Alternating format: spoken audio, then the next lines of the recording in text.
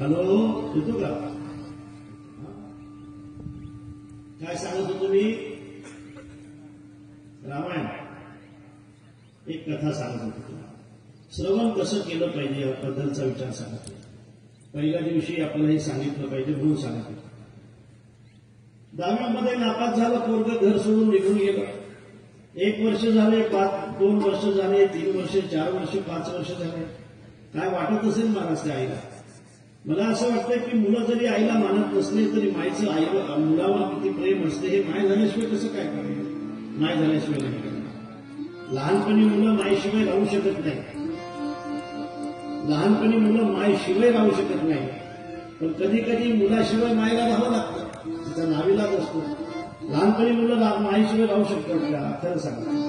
जिथं माय गेली तिथं ते शेपूट पाठीमागे असते का? माहेरला गेले की सोबत, बाजाराला गेले की सोबत, नंतर मोठं झाल्यानंतर शाळेत जायला लागलं तर तो भाग वेगळा आहे. पण मला असं वाटतं की लहानपणी आपण मायला सोडून राहूच शकत नाही, माय बापाला सोडून आपण राहूच शकत नाही. पण एखाद्या मायबापाचं दुर्भाग्य असते की त्यांना आपल्या मुलांना सोडून राहावं लागतं, मुलांना सोडून राहावं लागतं. कोण बिचारा मदत देते माहीत नाही, कोण बिचारा त्या मुलाचे कान फुटते माहीत नाही.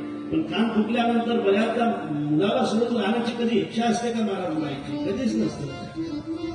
आपलं पोरगं आपल्या समोर नेहमी असावं असंच वाटतंय तिला. ते श्रीमंत असावा, गरीब असो, ते मला रोज दिसावं, बरोबर आहे ना? असंच वाटतं ना मायला. तर काय करावं? कधी कधी असं दुर्भाग्य त्यांच्या पदरामध्ये पडतंय की त्यांना मुलांना सोडून राहावं लागतं, नातवांना सोडून राहावं लागतं. आणि म्हणून ही माय सारखी आपल्या मुलाची वाट पाहत होती. खूप मोठमोठे नवस करत होती. कधी विठोबाला, कधी खंडोबाला, कधी गणपतीला पाण्यामध्ये ठेवत होती. कुठं असेल माझं पोरगं, कुठं असेल रे दादा, देवा मी हा नवस केलाय, मी तो नवस केलाय, एकदा माझी त्याची गाठ होते, एकदा मी क्षमा मागते त्याला, मी मेली तरी चालेल, त्याला जरी माझी आठवण येत नसली तरी मी माय आहे, रात्र रात्र रडत राहते का? पोरगं पुढे दिसावं अशी इच्छा असते. सज्जनानो, कोणाला मात्र आपल्या माईची आठवण येत नाही. आणि म्हणून रोज विचारात असलेली माय, कधी कधी अनुचित विचार होतो तिचा, कधी कधी तिला तिच्या मनात आणखी काहीतरी वेगळं येते, फक्त जोराने हाताला फोडते. नाही रे बाबा देवा, ज्या ठिकाणी असेल त्या ठिकाणी सुखाने असू दे, ते नाही बोललं तरी चालेल माझ्याशी, पण माझ्या मनात असं काही उजवू नको की माझ्या मुलाने काय केलं. सज्जनानो, माय सारखी मुलाची वाट पाहते. 5 वर्ष पोरगं येत नाही, 5 वर्ष कोणाचे शब्द कानावर पडत नाही, 5 वर्ष एकही दिवस असा जात नाही की माय रडत नाही. आता ऐका पुढे. एक दिवस देवाऱ्यासमोर बसलेली असताना एका भिकाऱ्याचा आवाज येतो बाहेर, काही भिक्षावाळ, भिक्षावाळ. नाही भिक्षावाळ असं म्हटल्यानंतर काही दुर्डीजवळ जाते, एक कोरभर भाकर आपल्या हातात घेते, त्या भिकाऱ्याच्या दिशेने निघते. तो भिकारी आपली झोडी अशी पुढे करतो. भिकाऱ्याचं लक्ष ताईकडे जाते. ताईचे डोळे पाझरत असतात. भिकारी आपली झोडी आवळून घेतो. नको काय, मला भीक वाढायसाठी जर तुला घरून काही त्रास होत असेल तर मला नको वाढवू दे, मी पुढच्या घरी जाईल, आम्हाला अनेक घर असतात, नको वाढवू मला. येतोय काही मी असं रडकं भीक आम्ही घेत नसतो. येतोय म्हटल्यानंतर भिकारी निघाला.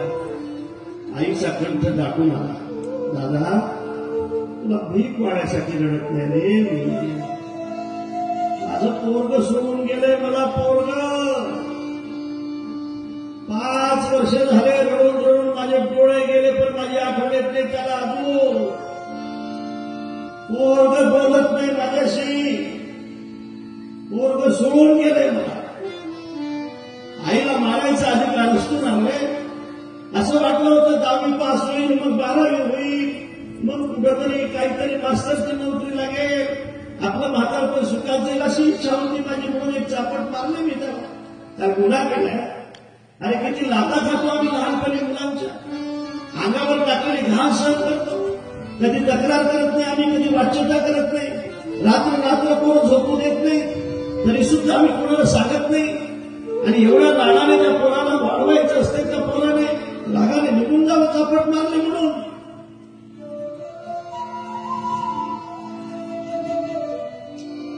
आता ऐका,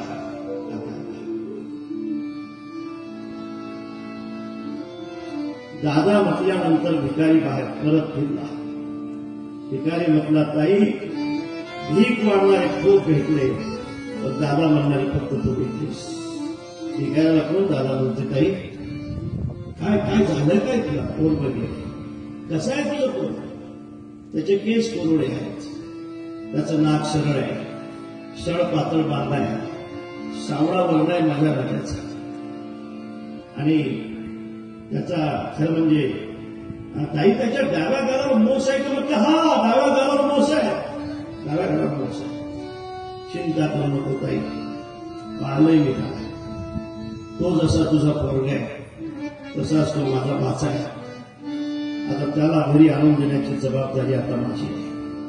मी शपथ घेऊन सांगतो तुला की 8 दिवसात तुझ्या पोराची आणि तुझी मी भेट घालून दिल्याशिवाय. आता मी तुम्हाला असा प्रश्न विचारतो, किती प्रेमाने ऍक्शन करत तुम्ही. 5 वर्षापासून ज्या पोराची तुमची भेट नाही, तो आहे आणि तुझी मी भेट घालून देतो, असा जर एखादा भिकारी सांगत असेल तर किती प्रेमाने ऍक्शन तुम्ही. तर नाही ऐकणार असं म्हणणार का तुम्ही. अरे आम्ही फक्त मंत्र्याचंच ऐकणारी माणसं आहोत, आम्ही फक्त आमदार खासदाराचं ऐकणारे आहोत, तू भिकारी आहे. भिकाऱ्याला काय सांगायचं आम्हाला, तुला कोणी सांगितलं होतं आम्हाला बातमी सांगायची, असं म्हणणार तुम्ही.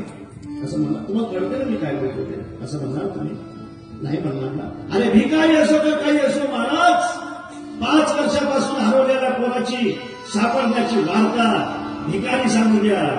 आई जितक्या प्रेमाने ऐकते ना, जितक्या प्रेमाने ऐकते ना माय जितक्या प्रेमाने ती वार्ता ऐकते ना, तितक्या प्रेमाने तुम्ही ही कथा ऐका. ही कथा तुमचा उद्धार केल्याशिवाय नाही.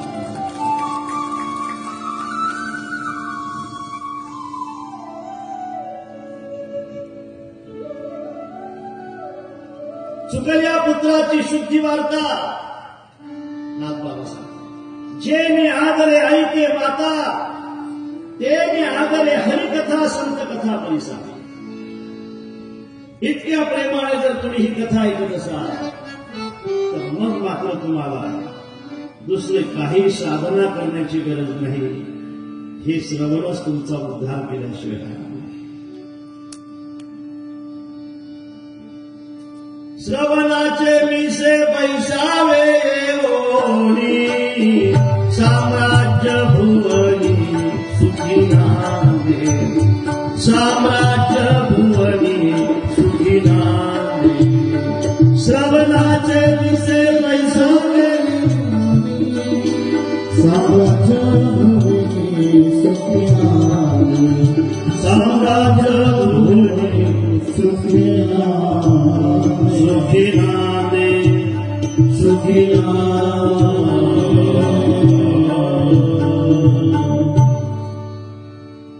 हा तयार मग ऐकायला. अरे तयारी आहे ना तुमची ऐकायची, तयार आहात ना तुम्ही. नाही तर मी सांगितलं तसं ऐकणार का अत्यंत प्रेम आहे का घरी जाऊन येणार, घरचं काय झालं पाहिजे असं काही नाही ना तुमच्याकडे. आता 2 तास काही जागू द्यायचं नाही. 5 वाजता बरोबर कथा संपणार आहे, म्हणजे आजची उद्याची आणखी 2 वाजता चालू होईल. तोपर्यंत घर अजिबात आठवायचं नाही. कथेमध्ये बसलात ना, घरचा विचार अजिबात डोक्यात येऊ द्यायचा नाही.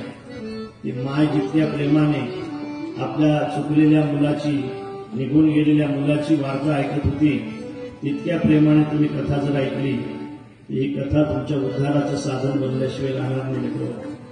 श्रवण फार महत्वाचं आहे. चला आता कथेची सुरुवात करतोय आपण. पहिले नमन केलं पाहिजे, पहिले आपण नमस्कार केला पाहिजे. तुलसीदासजी या ठिकाणी नमन करतात. वर्णानाम अर्थसंज्ञानाम रसानाम छंदसामपि मंगलानाम च कर्तारो वंदे वाणी विनायको. सरस्वतीला आणि गणपतीला वंदना करताय. भवानी शंकरो वंदे श्रद्धा विश्वास रूपिनो याभ्याम विना न पश्यन्ति सिद्धा स्वातस्तमेश्वर. भवानीला आणि शिवजीला वंदना करताय. वंदे बोधमयम नित्यम गुरुशंकर रूपिणो यमाश्रितो हि वक्रोपी चंद्र सर्वत्र वंद्यते. गुरुवंदना करतायत याचा अर्थ मी थोडा सांगतो तुम्हाला बरं का. याचा अर्थ सांगतो आणि पुढचे श्लोक सरळ घेईल. गुरुला उपमा देत असताना म्हणजे यामध्ये भाऊचं चरित्र आहे म्हणून सांगतो, यामध्ये मला थोडेसे भाऊ मांडायचे आहेत म्हणून सांगतो. बघा गुरु कशाला म्हणताय. यमाश्रितो हि वक्रोपी चंद्र सर्वत्र वंद्यते. गुरुला कशाची उपमा दिल्या जाते. गुरुला शिवजीची उपमा दिल्या जाते, भोलेनाथांची उपमा दिल्या जाते. शिवजीची उपमा देण्याचं कारण काय. शिवजीच्या डोक्यावर जो चंद्र आहे तो पूर्ण चंद्र नाही, तो वक्रचंद्र आहे. शिवजीच्या डोक्यावर जो चंद्र आहे तो वक्रचंद्र आहे, वक्रचंद्र आहे, वक्रचंद्र आहे. आणि म्हणून आजही पौर्णिमेच्या चंद्राची कोणी पूजा करत नाही, पण द्वितीयेच्या चंद्राची, चतुर्थीच्या वक्रचंद्राची लोक पूजा केल्याशिवाय राहत नाही. भाव असा आहे की ती माणसं मोठी असतात की जी माणसं लहान माणसाला आधार देत आहेत. जे श्रीमंताला आधार देत असतील ते श्रीमंत नसतात, जे गरीबाला आधार देत असतील ते खरे श्रीमंत असतात. तुमचं मत काय. तुम्ही लई दूर आहे माझ्यापासून. अरे श्रीमंत माणसं जर श्रीमंत माणसाला आधार देत असतील ते श्रीमंत आहेत का. नाही. जे श्रीमंत माणसं गरीब माणसाला आधार देतात ते खरे श्रीमंत आहेत. सरळ व्यक्तीला, एखाद्या वेळेला चांगल्या व्यक्तीला, पवित्र व्यक्तीला तुम्ही आधार देत असाल तर तो आधार नाही. तुम्ही एखाद्या खडाला आधार देत असाल तर तो खरा आधार आहे. काठी कोणाला आधार देते. काठी ते काय माझ्यासमोर काठीवाले काही बसलेले आहे. एखाद्या तरुणाच्या हातामध्ये जर काठी दिसली तर आपण भयभीत होतो की बाबा याने काठी कशाला घेतली. पण म्हाताऱ्याच्या हाती जर काठी दिसली ना आपण त्या काठीचं कौतुक करतो. काठी कोणाच्या हातात असली पाहिजे. काठी तरुणाच्या हातात नसली पाहिजे, काठी म्हाताऱ्याच्या हातात असली पाहिजे. आधार देण्याचं काम करत आहे. ज्याला आधाराची गरज असेल त्याला आधार दिला पाहिजे ना महाराज. इथपर्यंत ज्याच्या जिलबी आली त्याला जर तुम्ही जिलबी खाऊ घालत असाल तर आणखी बाहेर येईल ना सगळी. ज्याच्या पोटात आग पडलेली आहे त्याला खाऊ घातलं पाहिजे, त्याला आधार दिला पाहिजे. भिकारी आहेत ते श्रीमंत की जे श्रीमंताला आधार देत आहेत. ते खरे श्रीमंत आहेत की जे गरीबाला आधार देत आहेत.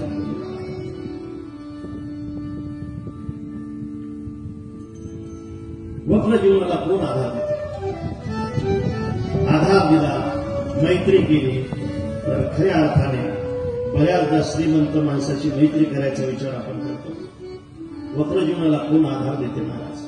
चांगल्या माणसाचं कौतुक लोक करत असतात, वाईट माणसाला लोक वाढीत टाकत असतात. भाऊंच्या जीवनातला मी ऐकलेला एक प्रसंग तुम्हाला सांगतो. त्यामुळे इथं भाऊचं स्मरण झालं पाहिजे का नाही झालं पाहिजे. नाही झालं पाहिजे. तर त्यांच्या आशीर्वादाने जर आपण इथे बसलेले आहोत तर त्यांचं स्मरण झालं पाहिजे. भाऊच्या जीवनातली एक कथा मला फार एका म्हाताऱ्या माणसाने देवळाली म्हणून माझी कथा होती. पानाची देवळाली, पानाची देवळाली माहिती आहे का. त्या ठिकाणी कथा होती. तिथे एक म्हातारे बाबा होते, त्यांनी सांगितले होते महाराज भाऊ खऱ्या अर्थाने साधूचं अंतकरण किती मोठं असते हे जर आज तुम्हाला पाहायचं असेल ना तर भाऊच्या चरित्रातले काही भाग आपण पाहिले पाहिजे. त्यातलं एखादं सांगा ना बाबा. त्यांनी सांगितलं फार महत्वाचं. ते म्हटले बाबा या गावामध्ये एक बिचारी महिला होती आणि लग्नाच्या अगोदर तिला दिवस गेले होते. तिला कोणी स्वीकारायला तयार नव्हतं. गावामध्ये सगळे त्याची निंदा चालू होती. कोणी घरामध्ये जागा तिला द्यायला तयार नव्हतं, कोणी जागा द्यायला तयार नव्हतं. आणि मुलाला तिला जन्म द्यायचा होता, मुलाला जन्म द्यायचा होता, बाळाला जन्म द्यायचा होता. कुठं जन्म देणार, कोण आधार देणार आपल्याला. झाली आपल्याकडून चूक, पण आपली चूक कोण पदरात घेणार. आता ही चूक काही पदरात घेण्यासारखी आहे का. कोण पदरात घेणार आपल्याला. त्यावेळेची ती परिस्थिती होती.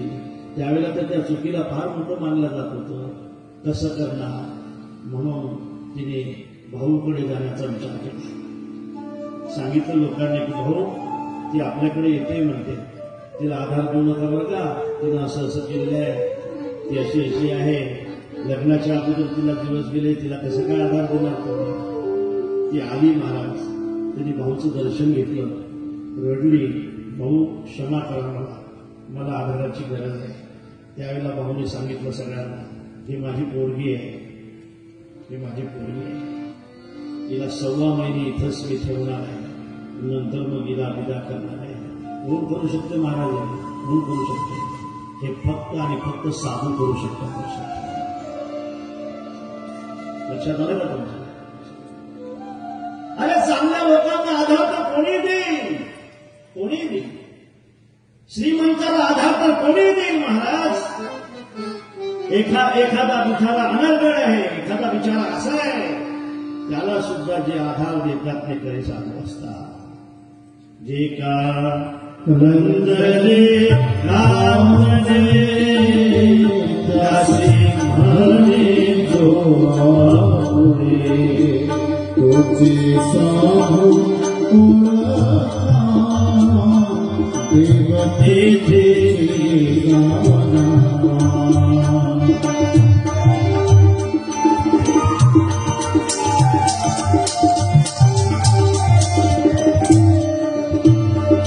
दया करने पुत्रासी, दया करने पुत्रासी, तेजी दासानी दासी, तेजी दासानी दासी, तुका हरि साधो किती, तुका हरि साधो किती,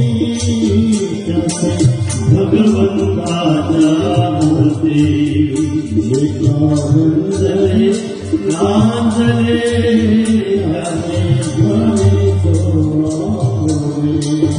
ज्योती साधू पुनर्धावा देवते.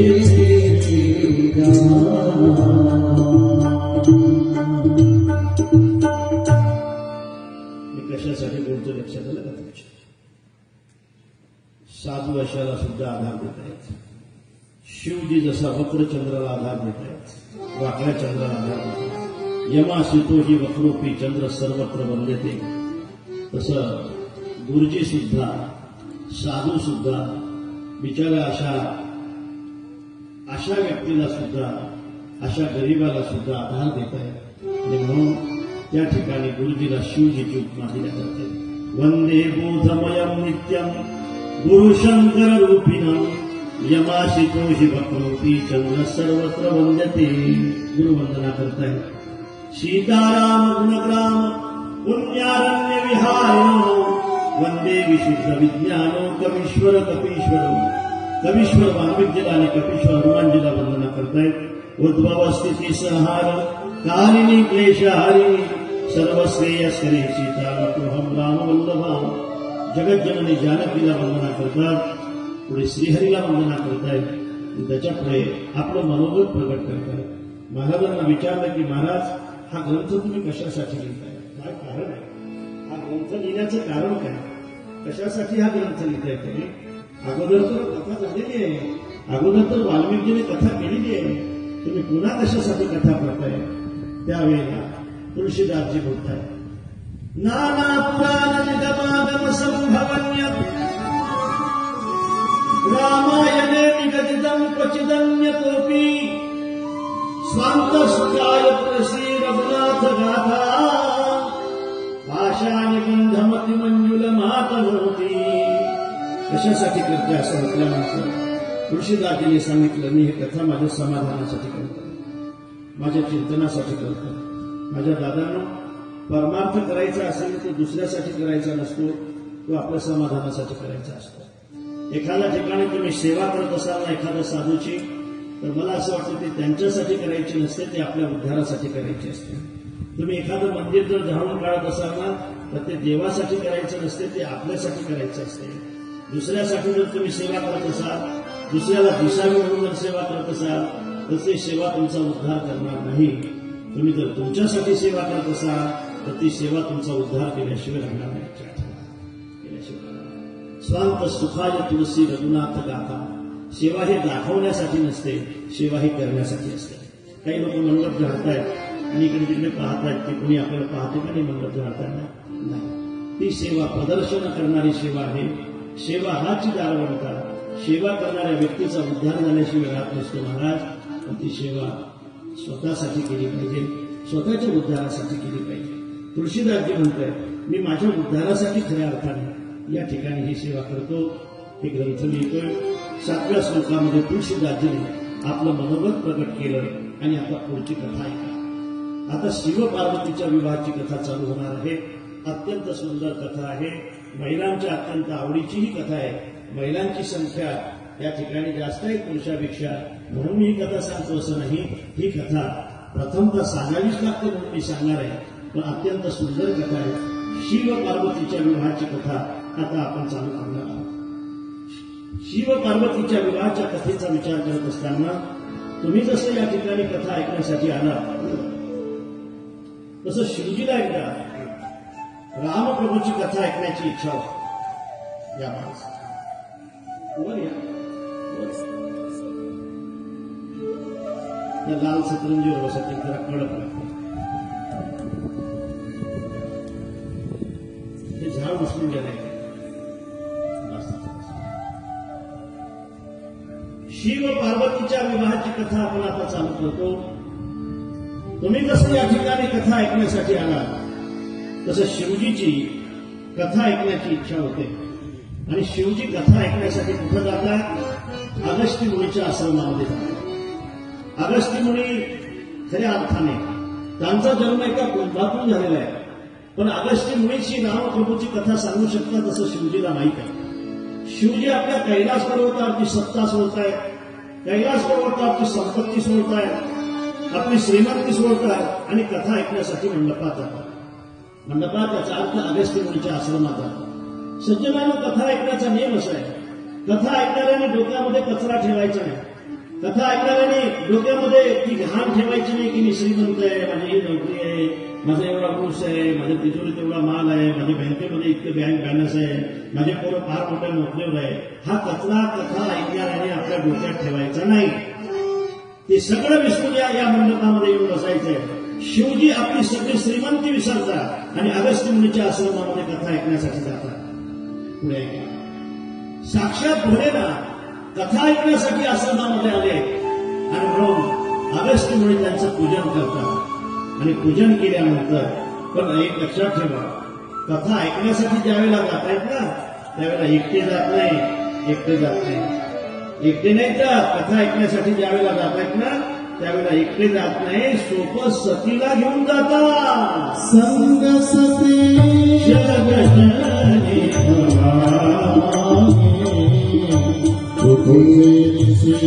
अखिलेश्वर एक बार त्रेता जुग माही शंभु गए कुंभज ऋषिका. एक बार त्रेता जुग माही शंभु गए कुंभज ऋषिका. संग सती जग जननी भवानी तुझे ऋषि अखिलेश्वर जानी. एक बार त्रेता जुग माही शंभु गए कुंभज ऋषिका.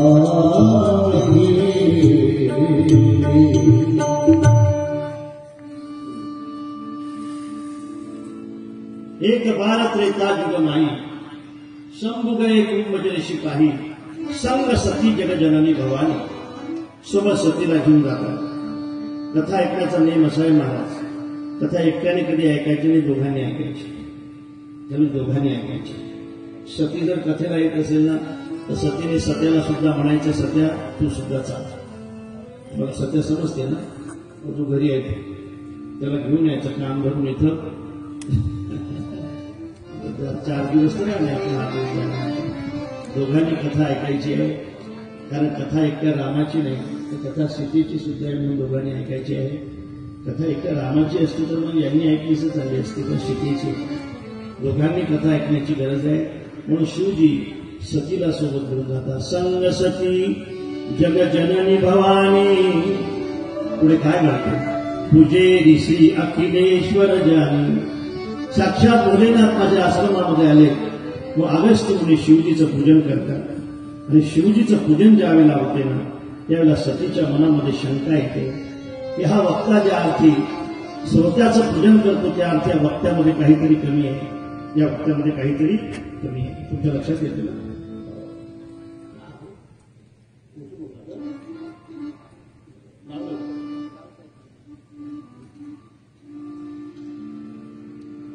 या वक्त्यामध्ये काहीतरी कमी आहे. म्हणून तर हा वक्ता श्रोत्याचं पूजन करतो. पारमार्थिक वक्त्याने श्रीमंत श्रोत्याचं पूजन करायचं नाही महाराज.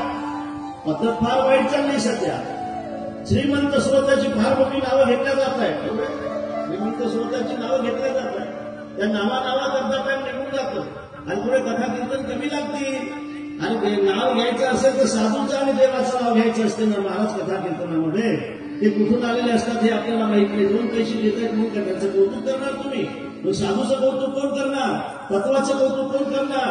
धर्माचं कौतुक कोण करणार? या ठिकाणी पूजा करायची असेल तर फक्त धर्माची झाली पाहिजे. कथेमध्ये कीर्तनामध्ये पूजा करायची असेल तर ते साधूची झाली पाहिजे. आणि कथा कीर्तनामध्ये चरित्र सांगायचं असेल तर ते देवाचं सांगितलं गेलं पाहिजे.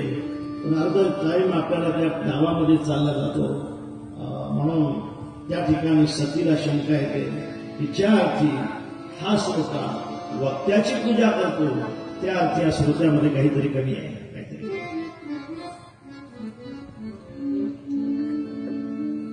ही श्रोत्याची पूजा नव्हती महाराज, ही शिवजीची पूजा होती. शिवजीचा अधिकार खऱ्या अर्थाने पार्वतीला माहीत सतीला माहीत नसावा. आणि म्हणून त्या ठिकाणी सतीला शंका येते.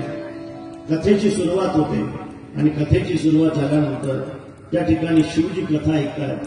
पण सतीच्या मनामध्ये शंका असल्यामुळे सती मात्र झोपली. सती झोपते. तुम्ही असं म्हणाल की महाराज आमची सती सुद्धा झोप. कोणाकोणासोबत सती नाही हात वर करा. आणि कोण एकटे कोण आहे तुमच्यामध्ये? तुम्ही एकटे आहे का? घरी सुद्धा तुम्ही दोघं आहे का सगळे? नवरा बायको सगळे आहेत का? नक्की मी हजेरी घेईल बरं का.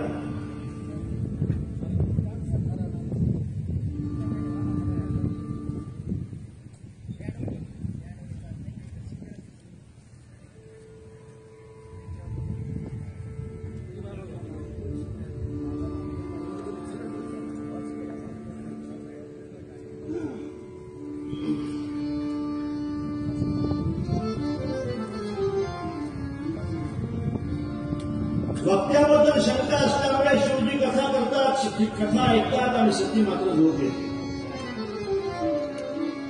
तुम्ही असं म्हणाल की महाराज आमची सती झोपते म्हणून आम्ही आणली नाही सोडत.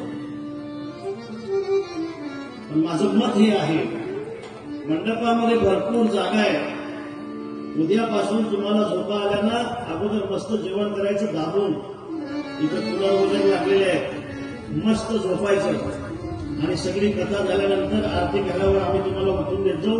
आणखी जेवणाच्या मंडपात जायचं, आणखी संध्याकाळचं कीर्तन आहे, आणखी कीर्तनात मस्त झोपायचं, आणखी उठून देत जाऊ आम्ही. नंतर आणखी पंक्तीला जायचं. झोपा आल्या तरी चालतील, पण मला असं वाटतं की या ठिकाणी येऊन झोपा. त्यातला भाव आहे ना, त्यातला भाव. या ठिकाणी झोपा म्हणतो त्याचं कारण असं आहे, ज्या ठिकाणी कोणीतरी जाग करणार असते त्या ठिकाणी झोपलं पाहिजे. उठा जागे भारे आकाश करा पंढरी भावे चरणी हे माता सुखवार खजरवाटा ललनारा उठला सोयरे सर्व मिथ्या हे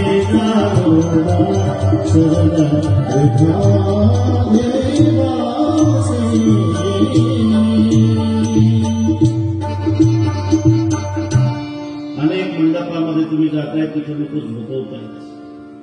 या मंडपामध्ये आल्यानंतर साधू संत जागत आहेत.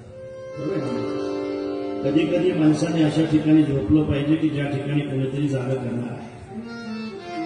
जागे झालेले आहात म्हणून तुम्ही इथं उपस्थित आहात लक्षात ठेवा. ते अजूनही झोपलेले आहेत कारण काही माहित नाही लक्षात ठेवा. आणि म्हणून शिवजी कथा ऐकतात, सती मात्र झोप घेते. आणि कथा संपल्यानंतर शिवजी आणि सती आता विमानामध्ये बसतात आणि विमानामध्ये बसून कैलास पर्वतावर जाण्यासाठी ज्यावेळेला निघतात त्यावेळेला ज्याची मी कथा ऐकली त्याचं मला दर्शन व्हावं अशी भोलेनाथांची इच्छा आहे. आणि बापाची इच्छा असल्यामुळे प्रभूला त्या ठिकाणी दर्शन करून द्यावं लागलं. दर्शन करून देत असताना रावण जानकीला घेऊन गेलेला आहे आणि रामप्रभू आणि लखनजी एका मार्गाने विरह करत फिरतायत. विरह विकल रजीव रघुराही खोजत विपिन फिरत तो भाई. अर्थात वृक्षाला पक्षाला लतेला विचारताय की तुम्ही आमची सीता पाहिली का, तुम्ही आमची सीता पाहिली का. विचारत पुढे चालताय आणि वरून विमान जाते आणि शिवजीचं लक्ष ज्यावेळेला प्रभूकडे जाते त्यावेळेला शिवजी दोन्ही हाताने नमस्कार करतात आणि काय म्हणतात, जय सच्चिदानंद जग पावन. जय सच्चिदानंद जग पावन म्हणून ज्यावेळेला नमस्कार करतात त्यावेळेला सतीला शंका येते आणि सती विचारते की प्रभू आपण नमस्कार केला कोणाला. सच्चिदानंद म्हणून नमस्कार केला तुम्ही, कोण आहे तुमचं सच्चिदानंद. अरे सच्चिदानंद तर तुम्ही कोणाला नमस्कार केलाय प्रभू. आणि प्रभू त्यावेळेला बोटाने आपलं सच्चिदानंद दाखवतायत आणि ज्या वेळेला दाखवतात त्यावेळेला सतीला आणखी शंका येते आणि सती म्हणते, हे सच्चिदानंद, याला तुम्ही सच्चिदानंद म्हणताय, याला तुम्ही देव म्हणताय, याला तुम्ही ईश्वर म्हणताय, की जो आपल्या बायकोसाठी रडतो. आणि त्याला एवढंही कळत नाही. वृक्ष कुठं बोलत असतात का, लता कुठं बोलत असतात का, दगड कुठं बोलत असतात का. कुणालाही विचारतो, अरे बाबा असा कुठं देव असतो का, मला शंका याच्याबद्दल, हा देव असूच शकत नाही. सती आणखी एकदा शंका घेते. शिवजीला असं वाटतंय की आता काय हिची शंका किती दिवस चालते मला माहित नाही. पण शिवजी म्हणतात तुला शंका आहे म्हटलं हा. शिवजी असा विचार करतायत की अशी शंका जर हिला देवाबद्दल असेल आणि हिची शंका जर अशीच राहिली तर माझ्याजवळ राहून सुद्धा उपयोग होणार. देवाबद्दलची शंका हिची गेली पाहिजे. शंका घेणाऱ्याला प्रायश्चित्त भेटलं पाहिजे. एक याचा आवाज करतो थोडासा.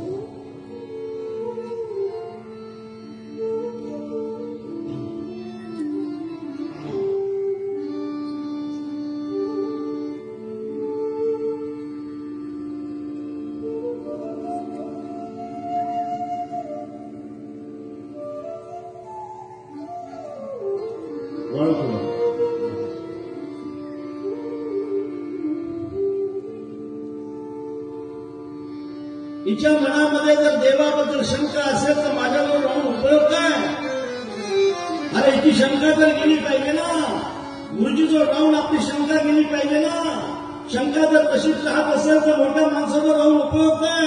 एखाद्या वेळेला आपण फार मोठ्या व्यक्तीजवळ राहतो पण देवाबद्दल विश्वासच नाही, देवाबद्दल शंका आहे, तर किती दिवस राहणार आपण. शंका गेली पाहिजे ना, शंका गेली पाहिजे. म्हणून शंका जाण्यासाठी शिवजी आता सतीला असं म्हणतात, सती तुझ्या मनामध्ये जर माझ्या प्रभूबद्दल शंका असेल तर जा तू त्यांची परीक्षा घे. जो तुम्हारे मन संदेह हो तो न जाए परेशान.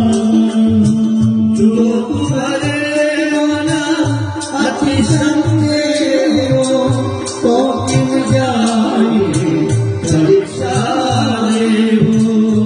जो तुम्हारे मन अति संदेह हो तो किन जाए परेशान हो. जो तुम्हारे मन अति संदेह हो तो किन जाए परेशान हो.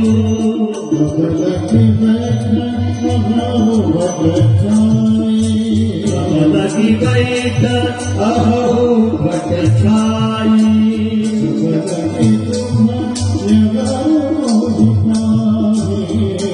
लगी तुम ये हो जो तुम्हारे अति संदेह हो तो न जाए परेशान. जो तुम्हारे अति संदेह हो तो न जाए परेशान.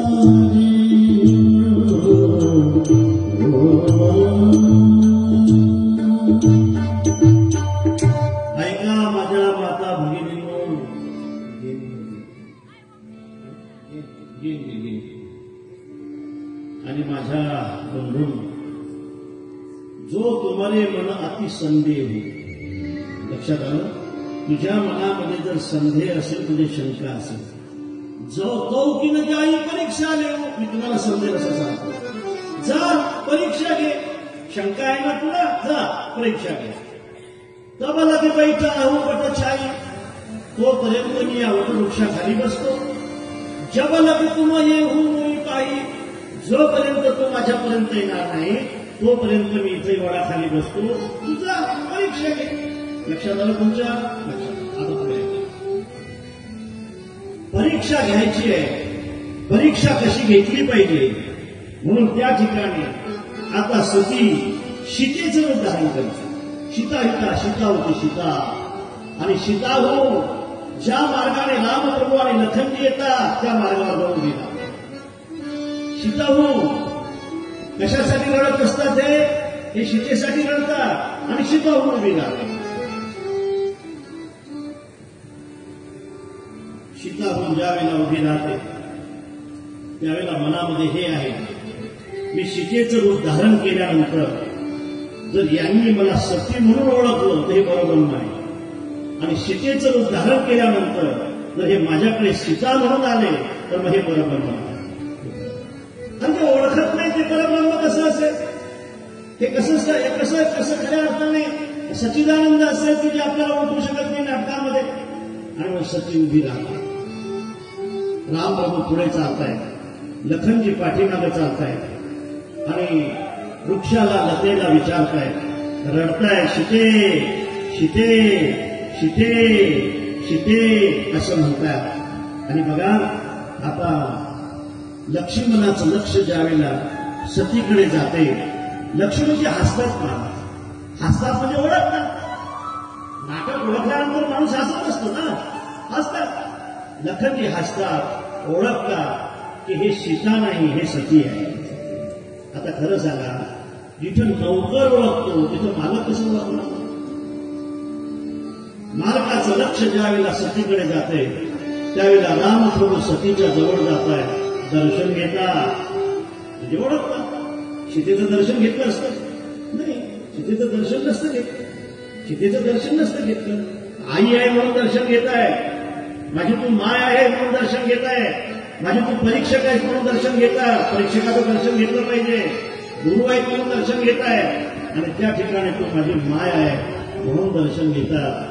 दर्शन घेतात, समोर उभे राहतात हात जोडो आणि विचारतात, मा एकटी का फिरते, मा बाबा कुठं आहे? जोरी पानी प्रभु किन्ह प्रणाम, जोरी पानी प्रभु किन्ह प्रणाम, पिता समेत निधन जना, पिता समेत निधन जना,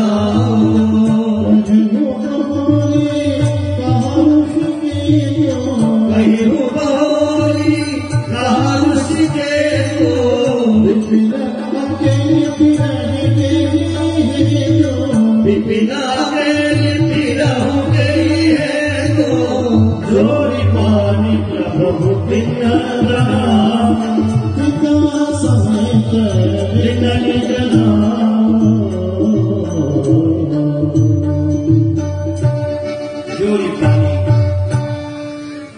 जोरी पानी प्रभु किन्ह प्रणाम. पाणी म्हणजे हात, पाणी म्हणजे हात असे जोडले. जोरी पाणी प्रभु किन्ह प्रणाम. त्या ठिकाणी प्रभूने दर्शन घेतलं. कोणाचं? सतीचं. पिता समेत लिंग नाम, शिवजीचं नाव घेतलं. बाबा कुठे? पिता समेत लिंग नाम, कहे हो बहोरी का ऋषिकेतू. बाबा कुठे आहे? ऋषिकेतू कुठे आहे? शिवजी कुठे आहे? आणि बिपिना केली पिरव की हे तू एकटी का फिरते तू? बाबा तर तुझं भांडण तर झालं नाही ना, शिवजीने तुला घराच्या बाहेर काढून तर दिलं नाही ना, एकटी का फिरते तू? का फिरते? आणि सज्जनाम सती समोजी रघुवीर प्रभाव. सती आता रघुवीराचा प्रभाव जाणते आणि सती ओळखते की हे परब्रह्म आहे, परब्रह्म आहे. आणि मग सती आता शिवजीकडे जाते आणि शिवजी वळाखाली बसलेले असतात. शिवजीचं दर्शन घेते आणि शिवजी विचारतात, सती परीक्षा घ्यायला गेली होती ना, कशी परीक्षा घेतली तू? सती खोटं बोलते. सती समुझे रघुवीर भय बससे बसन कीन कछुन परीक्षा लीन गोसाई करब प्रणाम तुम्हारे नाई. सती समुझे रघुवीर प्रभाव भय बससे बसन कछुन परीक्षा लीन गोसाई करब प्रणाम तुम्हारे नाई. सती समुझे रघुवीर भय बससे बसन कीन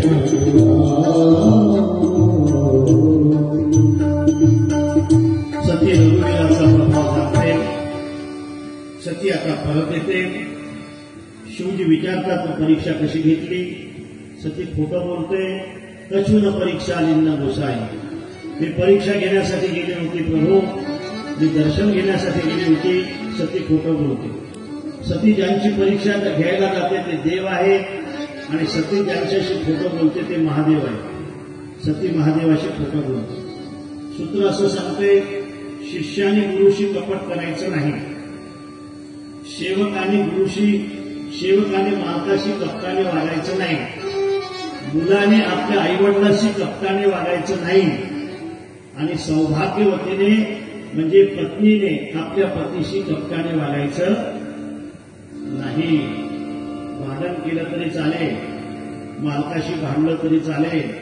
भांडायचा अधिकार शासनाने तुम्हाला दिलेला आहे.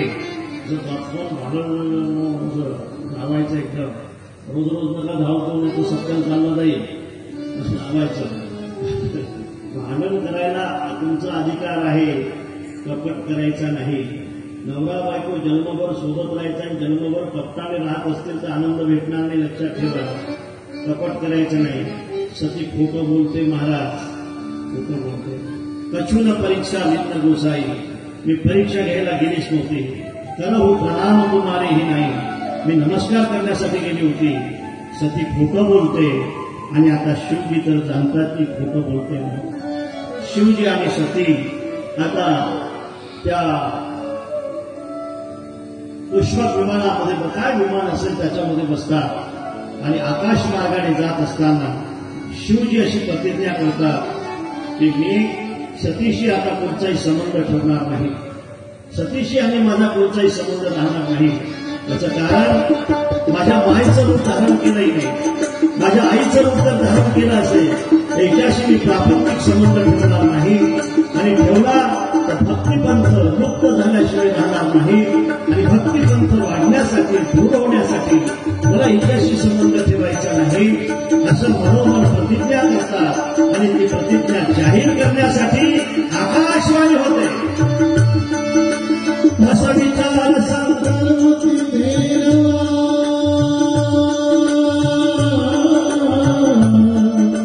चले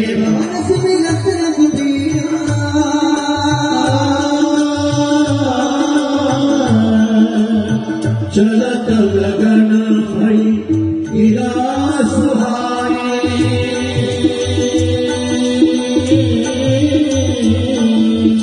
जय महेश भली भगवती गाय. राम सिया राम जय राम, राम सिया राम जय राम. असं विचार संकलमती धीरा. चले भवन सुमेर तरुद वीरा, चलत गगन भई गिरा सुहाई. जय महेश भली भगवती जुगाई. जय जयकार करते आकाशवाणी. सतीच्या कानावरती शब्द पडतात. सती विचारते, अशी कोणची प्रतिज्ञा केली तुम्ही की ज्याला आकाशवाणीला भाव लागला? शिवजी सांगत नाही. शिवजी आणि सती कैलास पर्वतावर जातात. त्या ठिकाणी घरामध्ये एवढी मोठी समस्या आली म्हणून शिवजी आता एका वटवृक्षाखाली ध्यान लावून बसतात. सज्जनांनो, प्रपंचामध्ये एखादी समस्या असेल तर मला असं वाटतंय की क्रोध करायचा नाही, ध्यान करायचं, भजन करायचं. खरं सांगतो, क्रोधाने, क्रोध हा दुसऱ्याचा नाशाचं नाही, आपल्या नाशाचं कारण ठरत असतो. क्रोधाने कोणाचं बरं झालं नाही, रागाने कोणाचं बरं झालं नाही, आपलंही होणार नाही. क्रोध करायचा नाही महाराज. जास्त जर कोणाचा राग आला तर मौन धारण करायचं. मौन धारण करायचं, बोलायचं नाही, मौनात राहायचं. त्या दिवशी नक्कीच तो क्रोध शांत झाल्याशिवाय राहणार नाही.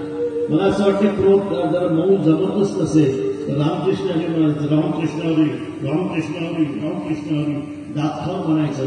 पण मला असं वाटतं की आपलं तोंड दुसऱ्याच्या रागाने उघडू द्यायचं नाही. उघडलं तर आपला नाश झाल्याशिवाय राहणार नाही. लक्षात ठेवा, क्रोध नेहमी करत असतो. बरोबर आहे का माझं? बरोबर आहे असं मानता हवं ना.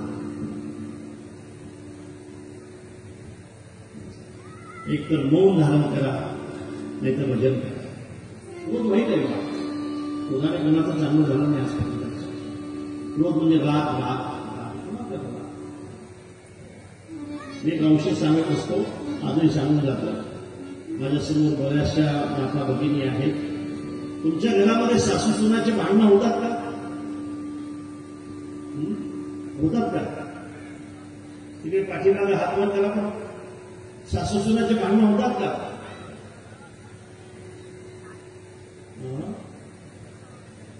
होतात. हे मदत कशी येते? नाही. बापरे, किती समजलं आमच्याकडे. कधीच होत नाहीत का? कधीच नाही. एक दोन हात हल्ले म्हणजे का सगळ्या करतच नाहीत का?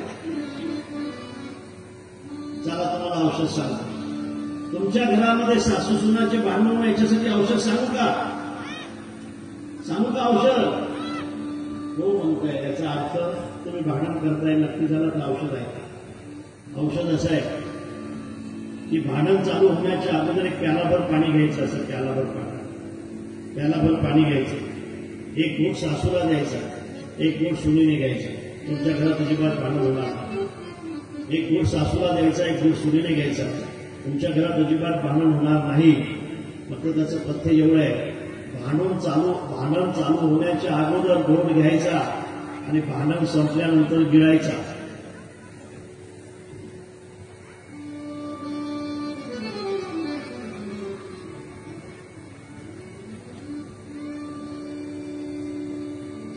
होईल का भांडण?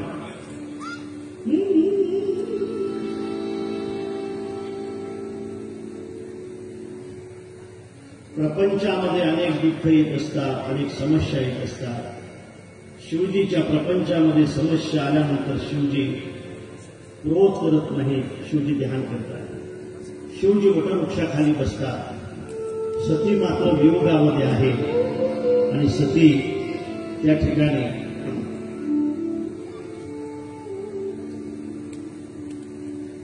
दुःख करते. मला मरायचं आहे देवा. शिवजीने माझा मनापासून त्याग केला. मी जगायचं कशासाठी? मला आता जिवंत राहायचं नाही, मला मरायचं आहे. शिवजीच्या वियोगामध्ये मी जगू शकत नाही. हजारो वर्ष शिवजी ध्यानामध्ये आहे, सती मात्र वियोगामध्ये आहे. बिते सवंत सहस्र सत्यांशी तजी समाधी शंभू अविनाशी असं म्हटलं जातं. 87,000 वर्षापर्यंत हे आकडे ऐकून आपल्याला आश्चर्य वाटेल. पण त्यावेळेचे जे आकडे 87,000 वर्षापर्यंत शिवजी ध्यानस्थ आहे आणि त्या ठिकाणी सती मात्र वियोगामध्ये आहे. आणि शिवजी आता समाधीतून बाहेर येतात, ध्यानातून बाहेर येतात आणि बाहेर आल्यानंतर राम नामाची ध्वनी ऐकायला येते. राम नाम शिव सुमिरन लागे, जानहू सती जगतपती जागे. आता शिवजी जागलेले आहेत असं सती जाणते. जाई शंभू पद बंधन किन्ना, जाते आणि शिवजीचं दर्शन घेते. शिवजी काय करतात? सन्मुख संकर आसन दिना, समोर आसन दिल्या जाते आणि सती आता समोर बसते. सती अत्यंत दुःखी आहे. सतीचं दुःख थोडं शांत करण्यासाठी शिवजी आता त्या ठिकाणी सतीला कथा सांगतायत आणि कथा सांगत असताना कथेमध्ये सतीचं लक्ष नाही. सतीचं लक्ष कथेमध्ये नाही आणि तेवढ्यात वरून काही विमानं जात आहेत. कैलास पर्वतावरून काही विमानं जात आहेत. त्या विमानातली चर्चा सतीच्या कानावर येते. कोणाची विमान आहे? देव लोकांची विमान आहे. कुठं जात आहे? दक्षाच्या घरी जात आहे. कोण आहे दक्ष? दक्ष सतीचा बाप आहे. सगळ्यांना आमंत्रित केलंय, पण शिवजीला त्याने यज्ञाचं आमंत्रण दिलं नाही. सतीच्या कानावर ज्यावेळेला ती चर्चा येते त्यावेळेला सती शिवजीला म्हणते की सगळ्यांना आमंत्रित केलं, आपल्याला आमंत्रण का दिलं नाही? शिवजी सांगतायत की सती आपल्याला तिथलं आमंत्रण नाही. कुठले कारण काय? शिवजी कारण सांगतायत, सती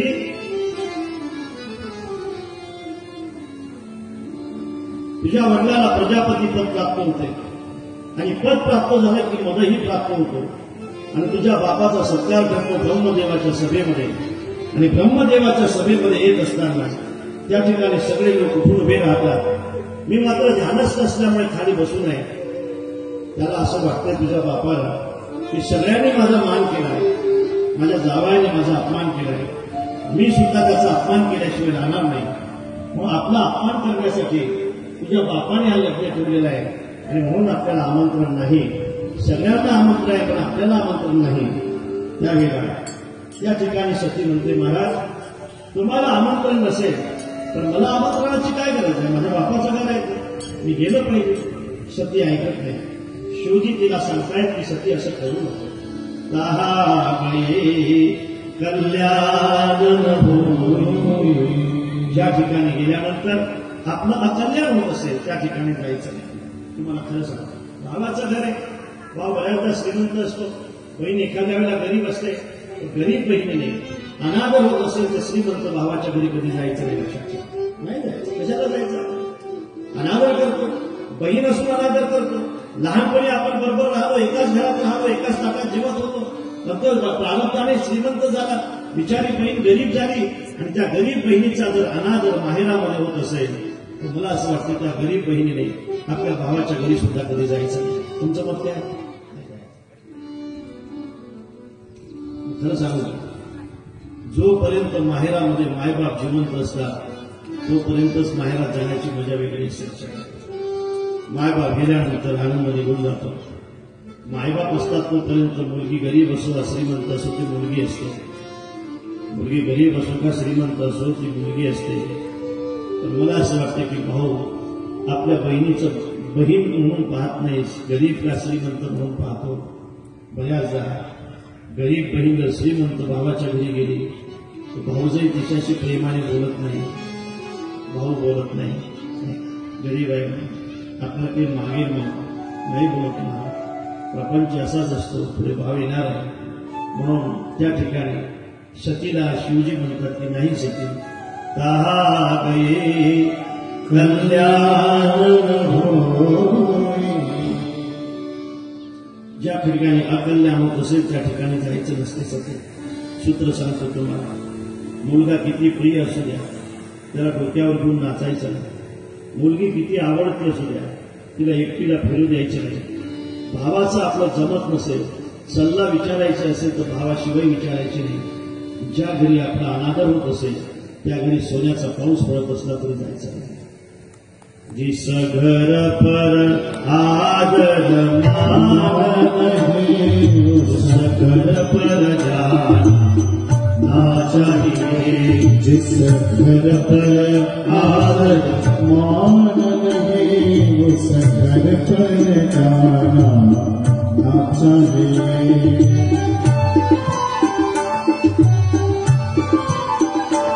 चाहे कितना प्यारा हो लड़का उसे सर पे बिठाना चाहिए. चाहे कितना प्यारा हो लड़का उसे सर पे बिठाना चाहिए. चाहे कितनी प्यारी वो कन्या उसे घर घर घूमना ना चाहिए.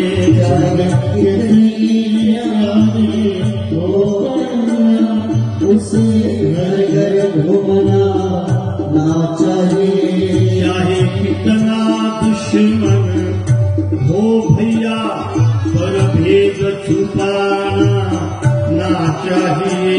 चाहे कितना दुश्मन हो भैया पर भेद छुपाना ना चाहिए. जिस घर पर आदर मान नहीं उस घर पर जाना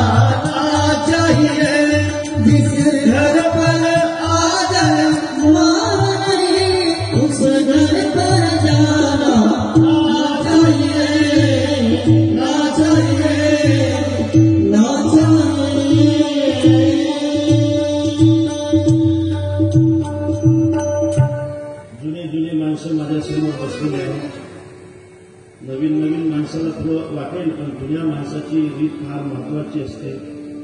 किती मुलगा प्रेम झाला की त्याला डोक्यावर घ्यायचं असते का? नाही घ्यायचं. ज्या वेळेला त्याला शिक्षा करायची त्यावेळेला शिक्षा केली पाहिजे.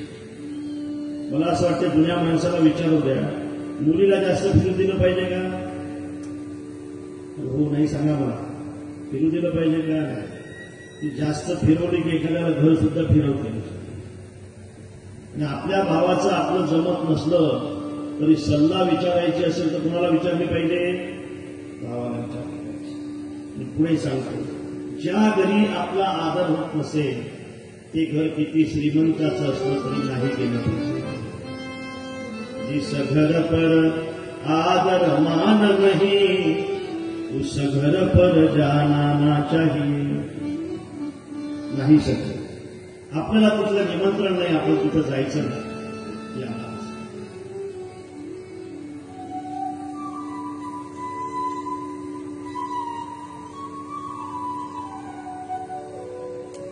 अरे सती म्हणते माझ्या वडिलाचं जर घर असेल तर तिथं निमंत्रणाची काय गरज आहे? 5 ठिकाणी माणसाने बिना निमंत्रणाचं गेलं पाहिजे. शिष्याने गुरुच्या घरी बिना निमंत्रणाचं गेलं पाहिजे. मित्राने मित्राच्या घरी बिना निमंत्रणाचं गेलं पाहिजे. सेवकाने मालकाच्या घरी बिना निमंत्रणाचं गेलं पाहिजे. सौभाग्यवतीने आपल्या सौभाग्याच्या मालकाच्या घरी बिना निमंत्रणाचं गेलं पाहिजे. आणि मुलीने आपल्या माहेरला बिना निमंत्रणाचं गेलं पाहिजे. तर तुम्हाला काही चिठ्ठी असते का लग्नाची? ज्याच्या नावाने चिठ्ठी असते तो बिचारा ऊस तोडायला असतो आणि तुम्ही मात्र त्या पिशवी घेऊन पहिले हजर असता माहेराला. माहेरातल्या काही निमंत्रणाची गरज असते का? आठवण आली निघाले, मायची आठवण आली, परवानगी घेतली निघाले. माय असेल तोपर्यंत काही निमंत्रणाची गरज आहे का माहेरच्या? निमंत्रण नसताना काही ठिकाणी जायचं असते. प्रभू सती तर्क मांडते, शिवजी नाही म्हणतायत पण सती ऐकत नाही महाराज. आणि त्या ठिकाणी सतीच्या सोबत 2 गण दिल्या जात आहेत. 2 गण सतीच्या सोबत गेल्या जातात आणि सती अत्यंत प्रेमाने, आता माझ्या आईची भेट होईल, माझ्या बहिणी भेटतील, माझा भाऊ भेटेल, आनंद आहे तिला जाण्याचा माहेरमध्ये.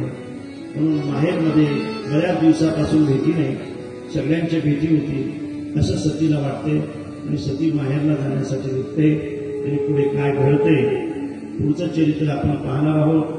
तत्पूर्वी फार मोठ्या प्रेमाने आपल्याला भजन करायचं आहे.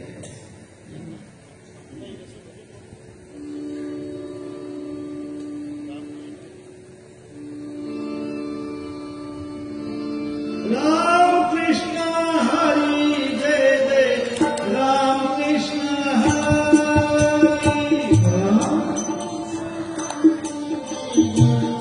राम कृष्ण हरी. राम कृष्ण हरी जय जय राम कृष्ण हरी.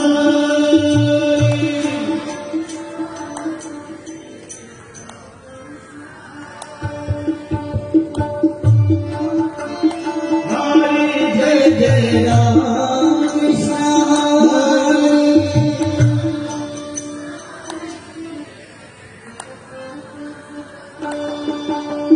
राम कृष्ण हरी जय जय राम कृष्ण हरी.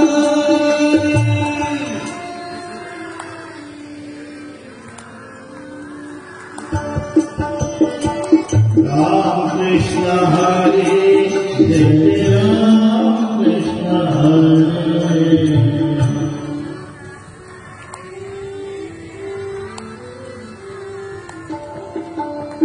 राम कृष्ण हरी जय राम कृष्ण हरी.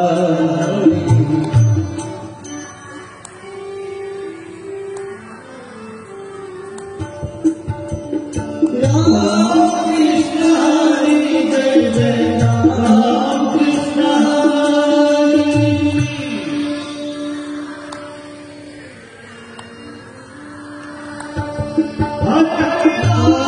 कृष्ण हरी जय जय राम कृष्ण हरी.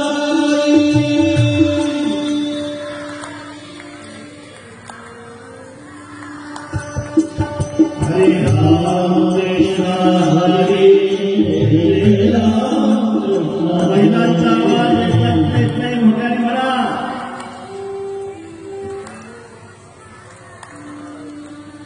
राम कृष्ण हरे जय राम कृष्ण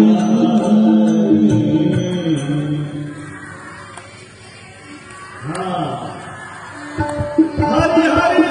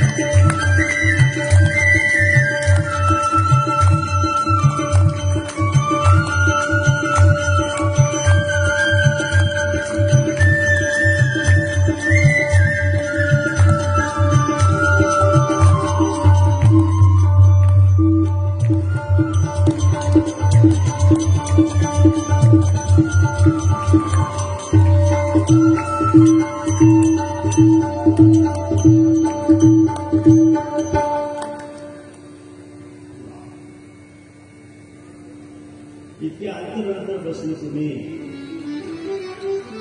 मधातल्या जागा सोडल्या,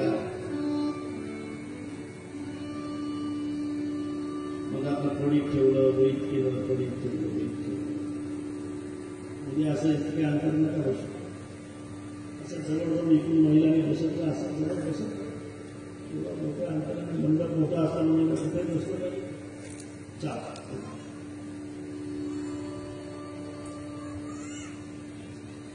ऐका आता प्रेमाने. सती आपल्या बापाच्या घरी जाते. सती तिच्या सगळ्या बहिणी आलेल्या आहेत, त्यांना भेटायला जाते. दक्षाने सगळ्यांना सांगून ठेवलं की सतीशी बोलायचं नाही.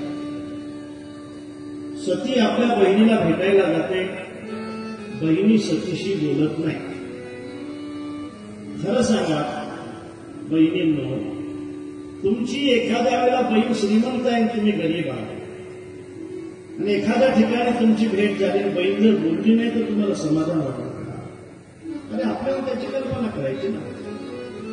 नाही बोलत बहिणी सतीशी. सती एका बहिणीजवळ जाते आणि म्हणते, सतू मी आहे सती. अरे मी तुझी बहीण आहे, किती दिवसापासून भेट नाही बाई आपली, तू बोलत नाही माझ्याशी. गंगू मी आहे सती. अरे मी सती आहे सती, माझ्याशी बोलत नाही तू. एकही बहीण सतीशी बोलत नाही, एकही बहीण नाही.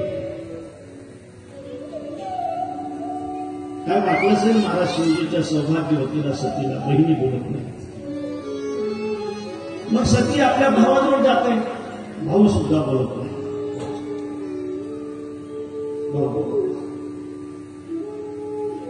जास्त दुःख या गोष्टीचं होते सतीला. सती आपल्या बापाजवळ जाते. बाप सतीला प्रश्न विचारतो, सती कशासाठी आली तू?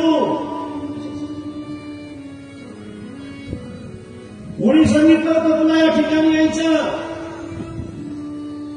अरे बिना निमंत्रणाचं कोणाच्या घरी जायचं नसतं, तुला माहित नाही? असं बापाने म्हणा, कशासाठी आले तू?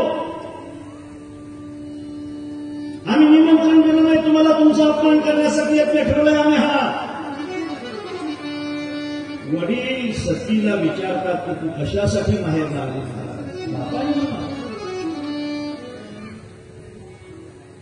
वडील दर्शन घेऊन देत नाही, भाऊ आणि बहिणी बोलत नाही. असं होत असतं महाराज प्रपंचात. आपल्याला त्याचे अनुभव येत राहतील. तारुण्यामधले अनुभव वेगळे असतात, म्हातारपणातले वेगळे असतात. जोपर्यंत माणसाचा धंदा बरवा असतो तोपर्यंत सगळे दादा म्हणतात. जसा जसा माणूस म्हातारा व्हायला लागेल तसे तसे घरातले लोक आपली वाट पाहतात, कधी मरता येत. खूप कष्ट करायचे मुलांसाठी, नातवांसाठी, आणि म्हातारं झाल्यानंतर त्यांनी आपल्याकडे दुर्लक्ष करायचं. याच्यापेक्षा काय पाप असते महाराज? काय त्याचं कारण तुम्हाला सांगतो. त्याचं कारण हे आहे की हे माणसं येत नाही, माणसाची सोबती नाही. म्हणून तर साधूला शरण गेलं पाहिजे ना. प्रपंचातले माणसं माणसाच्या सोबती नसतात महाराज. प्रपंचातले माणसं पैशाची सोबती असतात. पैशाची. सब ये पैसों के भाई, दिल का साथी नहीं कोई. सब ये पैसों के भाई, दिल का साथी नहीं कोई.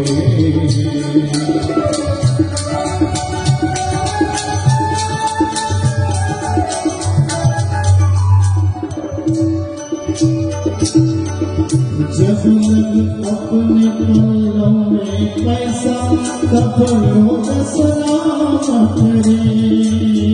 तब लोग सलाम करे. तब लोग सलाम करे. अपना पैसा निकल गया तो, अपना पैसा निकल गया तो, कोई न मीठा बोले सभी पैसों के भाई, दिल का साथी नहीं कोई.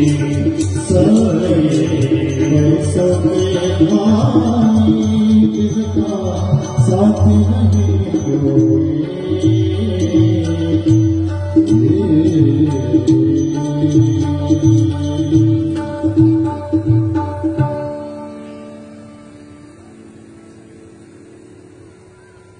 आमच्याकडे पागल लोक आहेत, जे रस्त्यावर सोडून दिलेले पागल माणूस. त्यांच्या डोक्यामध्ये पायामध्ये किडे पडलेले असतात. घरातली माणसं अक्षरशः रस्त्यावर सोडून देतात. घरातली माणसं, आणि त्यांना फोन केल्यानंतर तिकडेच बोलू द्या म्हणतात, अन्न पाहिजे. घरातली माणसं लक्षात. म्हणून तुम्हाला माझी प्रार्थना आहे, देवाशिवाय आपला कोणी जवळचा सोबतीच नाही. साधूशिवाय आपला जवळचा कोणी मित्र नाही. जोवरी चळवळा तोवरी म्हणती माझा, मानती दान थोर देह सुखाची आकाजा. इंद्रिये मावळली आला बाबूला, कैसा विपरीत झाला तुझी हृदयमध्ये तुला. तुम्ही डोक्यातून काढून टाका की हे आपले जन हे सुखाचे. जन हे सुखाचे दिल्या घेतल्याचे, अंतही कवीची.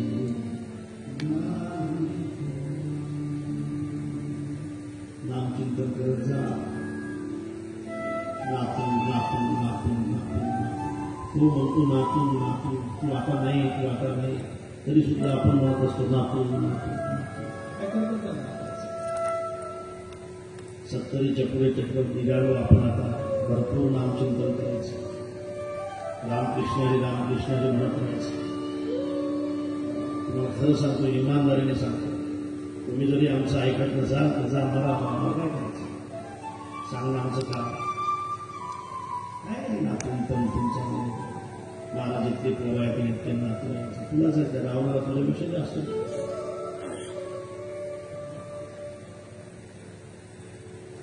काय झालं रावणाचं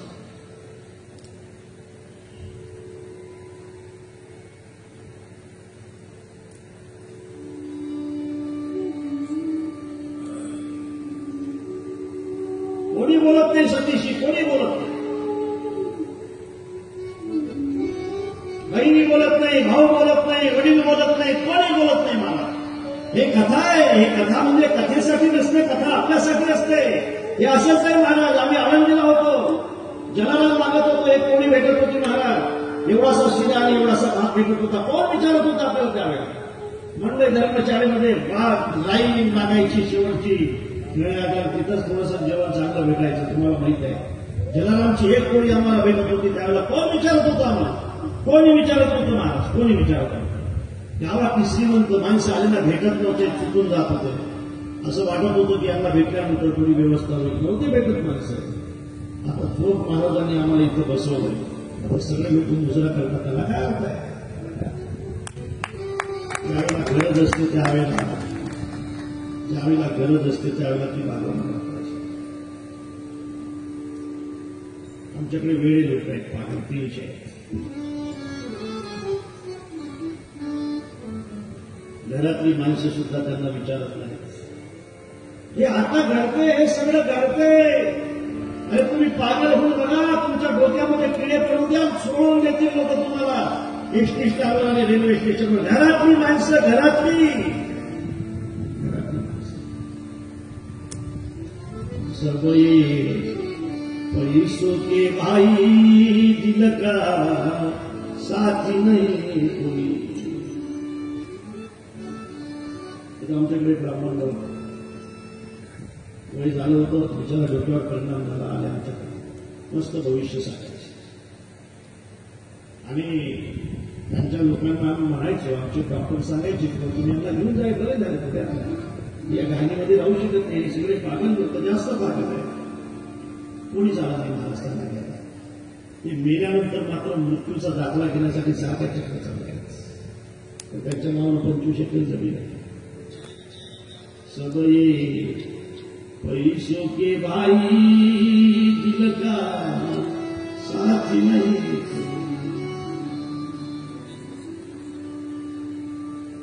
बरोबर आहे का माझे बरोबर आहे का तुम्हाला विचारतो मी मंडपाला नाही तुम्हाला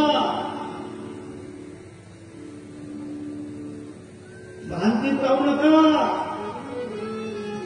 नामचिंतन करा नामचिंतन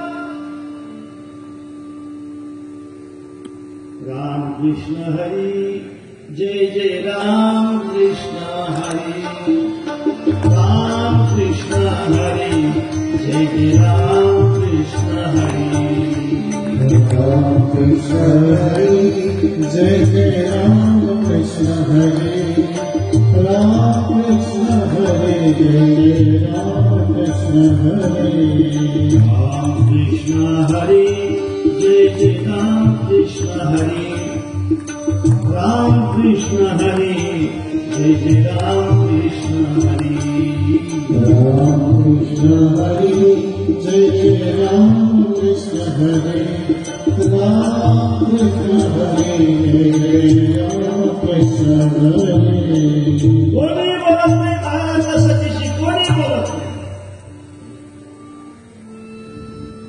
आता पुढे ऐकलं का सती शेवटी आईजवळ जाते ज्या सतीशी कोणीच बोलत नाही त्या सतीला माय मात्र आलिंगन दिल्याशिवाय राहते माय मायच असते माय भगिनी बिली भूत मुसू गाता सादर भली मिली एक आई मात्र आपल्या पुरीला आलिंगन दिल्याशिवाय राहत नाही कशासाठी आली सती तू अरे तुमचा अपमान करण्यासाठी तुझ्या बापाने यज्ञ ठेवला हा कशासाठी आली सती तू यायला नव्हतं पाहिजे मग माहेरला यायचं नाही आम्ही आमच्या मायबापाच्या भेटीला यायचं नाही आम्ही आमच्या भावाची भेट घ्यायची नाही आम्ही आमच्या बहिणीला भेटायचं नाही आम्ही माहेर कशासाठी असते मा माहेरला येण्यासाठी काही विचारायचं असते ना. बहिणी बोलल्या नाहीत माझ्याशी, माझा भाऊ माझ्याशी बोलला नाही, वडिलांनी शिव्या दिल्यात ना, मला दर्शन घेऊन दिलं नाही. हे काय माहेर आहे का? कुठं जायचं ना? ज्यावेळेला आम्हाला सासरमधून त्रास होतो त्यावेळेला माहेर दिसत असते ना. अरे माझ्या ज्ञानोबा राहायला सुद्धा आपल्याला त्रास झाला म्हणून आनंदी दिसते ना. आनंदीतल्या लोकांनी सुद्धा वाढीत टाकलं त्यांना. काय माणसं आहेत महाराज, काय माणसं आहेत. ते जात अजून शिल्लक काय लक्षात ठेवा या लोकांची. ज्याच्यावर जास्त संकट असतात त्याला जास्त त्रास देतात लोक, आणि जे बिचारे असतात त्यांची वाहवा करतात लोक.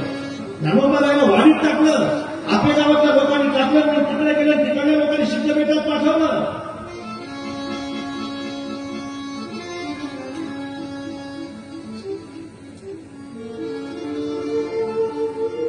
कशासाठी आली सती? तुमचा अपमान करण्यासाठी नाही. सती माईच्या गळ्याला मिठी मारते आणि रडते. सतीला आणखी वाईट असं वाटतंय महाराज. तिचे वडील तिच्या मालकाचा अपमान करतात, त्याहीपेक्षा त्या ठिकाणी आलेले साधू सुद्धा अपमान करतात. दक्षिणेवर आलेले मंडळी त्या ठिकाणी आहुती देण्यासाठी हे सुद्धा शिवजींचा अपमान करतात. भस्म लावतो, गळ्यामध्ये साप घालतो, त्याची काय गरज आहे इथं? त्याला काय आपली काय हिंमत घालवायची काय इथं बोलावून त्याला? हे माणसं. आणि तुम्हाला एखाद्या माणसाकडून दक्षिणा भेटली म्हणून काय तुम्ही गरीबाचा अपमान करणार? अपमान करणार? हे स्टेज काय अपमान करण्यासाठी आहे? इथं साधूचा सन्मान झाला पाहिजे, इथं वारकऱ्याचा सन्मान झाला पाहिजे. श्रीमंताचा सन्मान करण्यासाठी हे स्टेज नाही महाराज. सगळे स्टेज जर श्रीमंताला गेलं तर साधूला काय स्मशानात जायचं का? बरोबर आहे का? माझं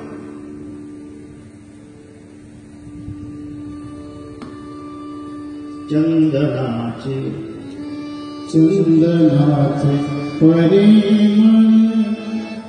आकाशाचे, चंदनाचे परिमळ आकाशाचे, तुझे नाम गोड किती, तुझे नाम गोड किती, गाव आम्ही वाचे. चंदनाचे परिमळ आकाशाचे, चंदनाचे परिमळ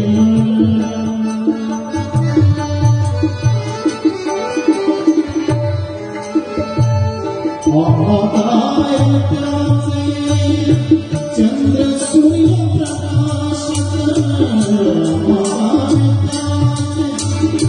चंद्र सूर्य प्रकाश,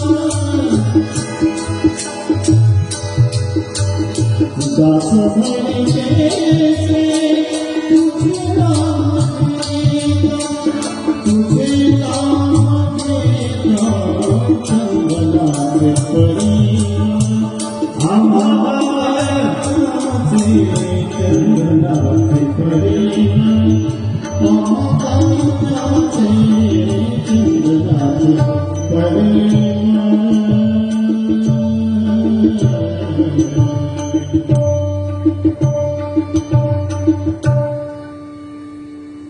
350-400 वर्षाच्या अगोदर ते साधू तर आम्ही पाहले नाही. या शतकातल्या साधूबद्दल म्हणे, जा आम्हाला आमच्या जोग महाराजांपेक्षा कोणी मोठा, जा आम्हाला आमच्या बंकर स्वामी महाराजांपेक्षा कोणी मोठा, जा आम्हाला आमच्या वामन भाऊपेक्षा कोणी मोठा.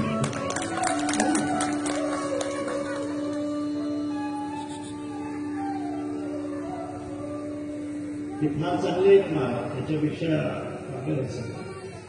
काय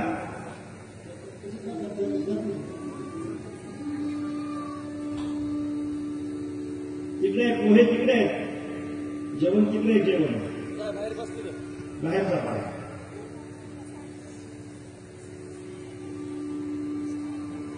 हे अशा 180 आहेत.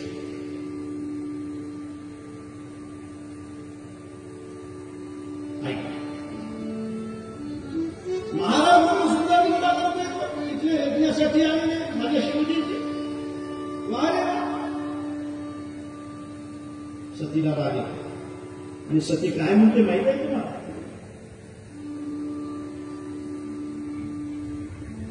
संत समू श्रीपती अपवादा ज्ञान्यत अशी मर्यादा काटवता सुखी बजो बसाई श्रवण मुदीन तजनीय पराई. ज्या ठिकाणी कोणी साधूची निंदा करत असेल, श्रीपतीची निंदा करत असेल, तुमच्या मनगटात जोर असेल, त्याची जीभ बाहेर काढा आणि तोडून टाका. जोर नसेल तर कानामध्ये बोटं घाला, निघून जा. पण साधूची आणि श्रीपतीची निंदा करू नका. संत समू श्रीपती अपवादा. सती म्हणते असं सती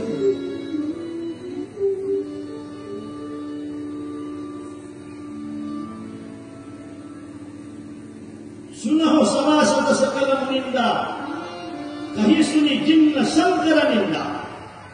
जो सांगत असेल आणि जो शिवजीची निंदा ऐकत असेल त्याला हे हे हे प्रायश्चित्त मिळेल की जे शिवनिंदकाला मिळत असते.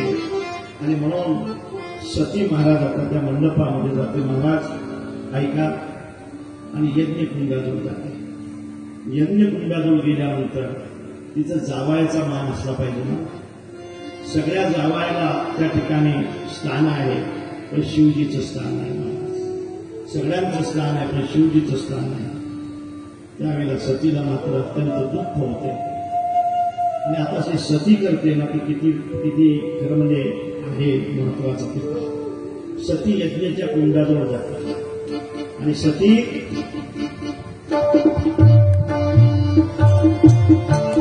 त्या ठिकाणी म्हणते मी माझा अपमान सहन करेन, मी माझी निंदा सहन करेन, पण मी माझ्या सौभाग्याचा अपमान आणि निंदा सहन करणार नाही.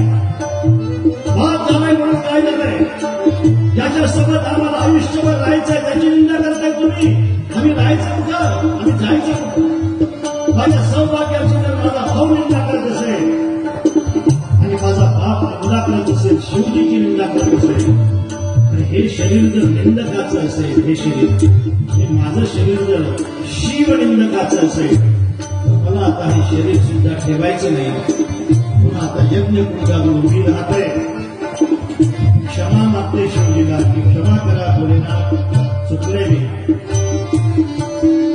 तर मला क्षमा करा आणि मला वर द्या. जन्मोजन्मी तुम्ही मला पती म्हणून भेटले पाहिजे. म्हणून आता त्या ठिकाणी सती शिवजीला वर मागते. हे भोलेनाथ सते मरत हरी सन बरुमा जन्म जन्म शिव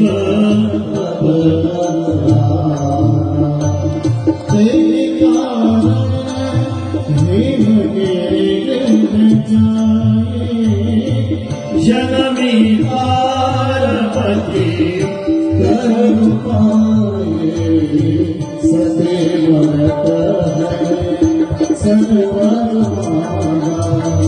जन्म जन्म शिव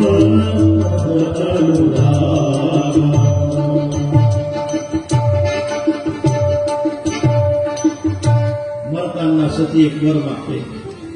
सती मरत हरी सनबरू मागा जन्म जन्म शिव पद अनुरागा तेही कारण हिमगिरी ग्रह जाई जनमी पार्वती तनुपाई. सती आता यज्ञकुंडामध्ये उडी घेते. शिवजी आपला केस उपटतात, वीरभद्राला तयार करतात. वीरभद्र जातो महाराज एकटा जातो. एकटा जाऊन सगळ्या यज्ञाचा विध्वंस करतो. लक्षात एकटा जातो, सगळ्या यज्ञाचा विध्वंस करतो. सगळा यज्ञ सत्यानाश करून टाकतो आणि इतक्या रागारागाने जातो. दक्षाचं मुंड छापून टाकतो. दक्षाचं मुंड छाटून टाकल्यानंतर आता यज्ञ तर पूर्ण झाला पाहिजे ना. यज्ञ कसा पूर्ण होणार, यज्ञाला तर अर्धवट सोडता येणार नाही. यजमानच मारून टाकला या प्रमाणे आता काय करावं. शिवजीची प्रार्थना केल्या जाते. शिवजी येत आहे आणि आता याला मुंडकं बसवायचं कशाचं. म्हणजे एका बोकड्याचं मुंडकं कापलं जातं त्याला बसवलं जातं. दक्षा अजून पाहतात बकऱ्याचं मुंडकं त्याला बसवलं जातं. पुढे ऐकणं अत्यंत महत्वाचं आहे महाराज. आता शिवजी इतके भोळे आहेत, इतकं भोळदैवत आहे, इतकं भोळदैवत आहे शिवजी की त्या ठिकाणी दक्ष आपल्या त्या बोकड्याच्या तोंडाने शिवजीची स्तुती करतो. म्या म्या म्या म्या म्या म्या म्या म्या असं करतो. तरी सुद्धा शिवजी प्रसन्न होतात. एका तुमची सौभाग्यवती याच्यामुळे गेली आणि तो दक्ष शिवजीची स्तुती करतो, म्या म्या असा करतो, तरी सुद्धा शिवजी प्रसन्न होतो. म्हणून तुम्हाला खरं म्हणजे श्रीमंत व्हायचं असेल ना तर तुम्ही माझ्या भोलेनाथांची पूजा करा, त्याला मागा, तो तुम्हाला श्रीमंत बनवण्याशिवाय.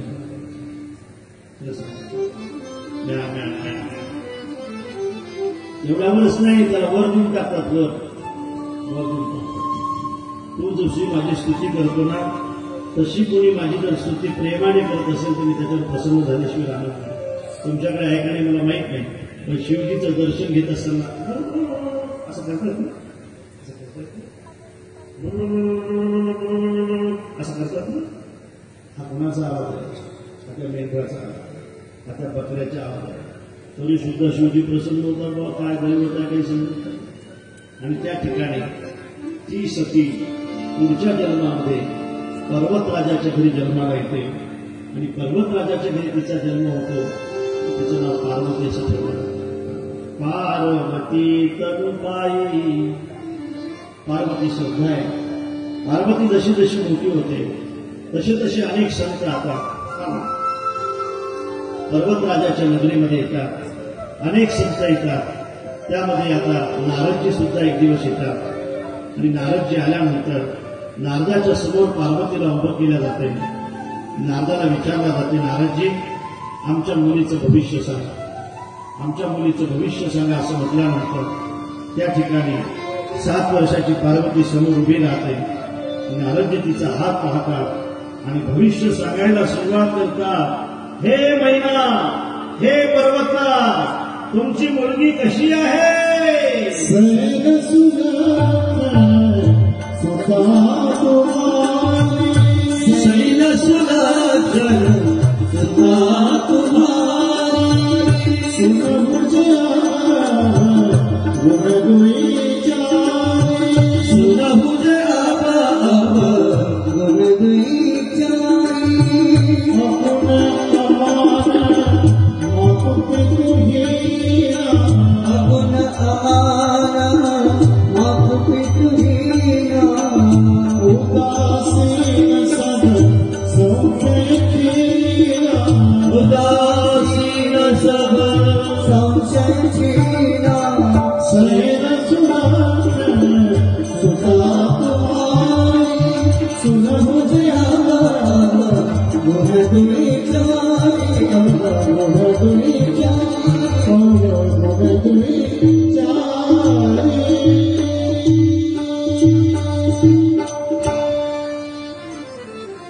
तुमची मुलगी शैलस लक्षणी आहे, अखंड सौभाग्यवती आहे. इतकं तप करेल तुमची पोरगी की तुमच्या मुलीच्या नावाने अनेक स्त्रिया पुढे तप करतात. तुमची मुलगी तुमचं नाव वाढवणारी आहे. आणखी चांगलं चांगलं सांगा बाबा, दक्षिणा किती घ्या, पण बाबा हिला वर कसा भेटणार आहे? त्यावेळेला मात्र नारदजी म्हणताय, हिला जो वर भेटणार आहे तो जोगी आहे, जटिल आहे, अमंगल वेशधारी आहे, अर्थात नगन अमंगल वेशधारी आहे, अर्थात गजचर्म पांघरतो, व्याघ्रचर्म नेसणार आहे, आपल्या अंगाला भस्म लावणार आहे.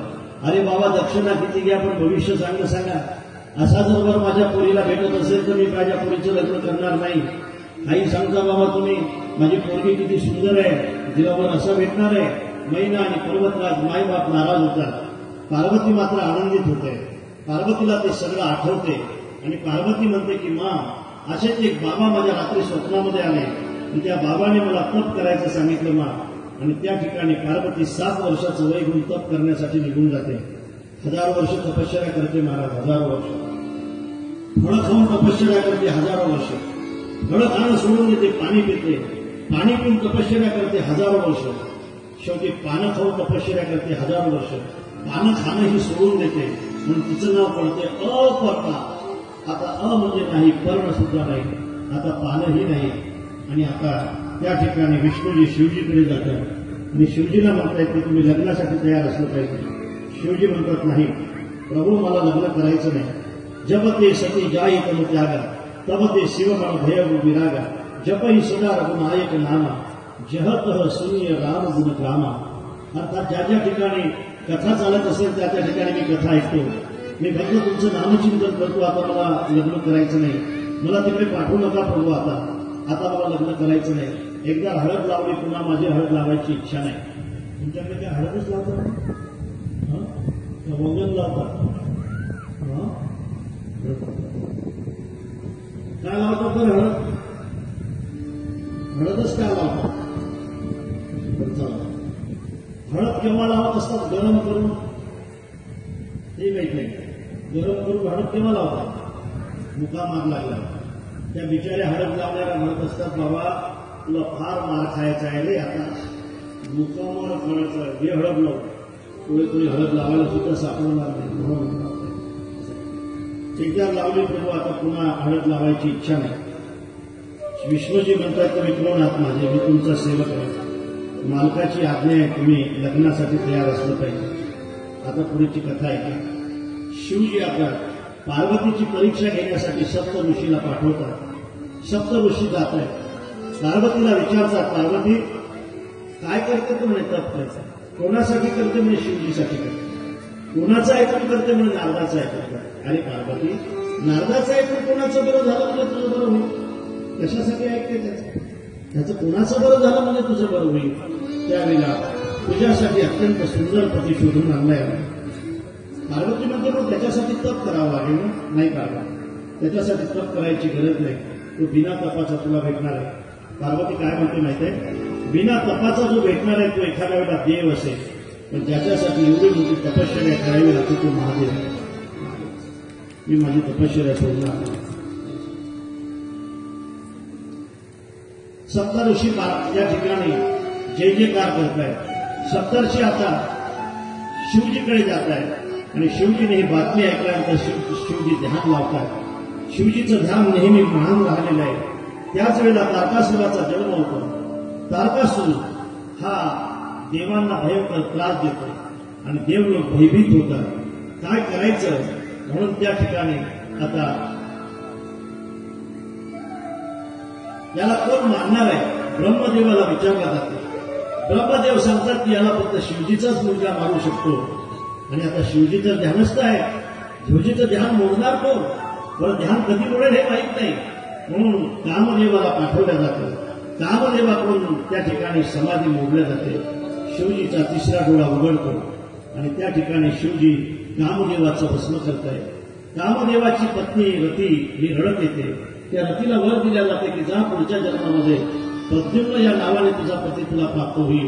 आणि मग मात्र सगळे देव शिवजीकडे येतात. सगळे स्वार्थी देव आहेत.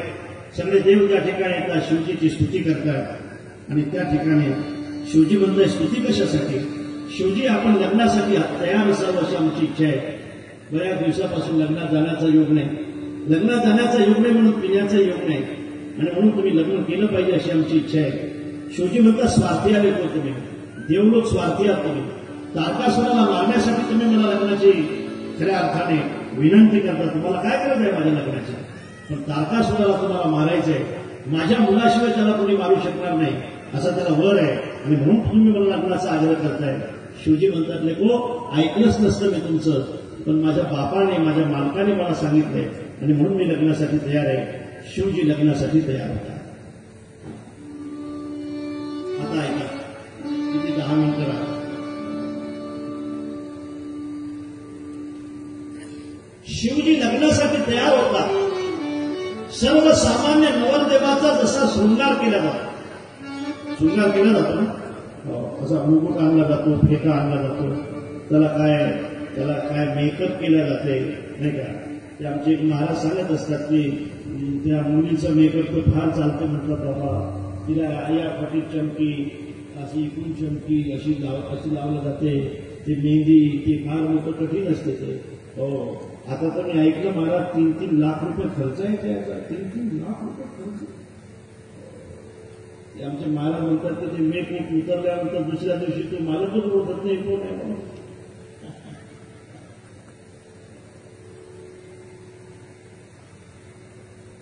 शिवजीचा शृंगार केला जातो. तुळशीदासजी त्याचं वर्णन करतात. शिवही संगम करही सिंगार,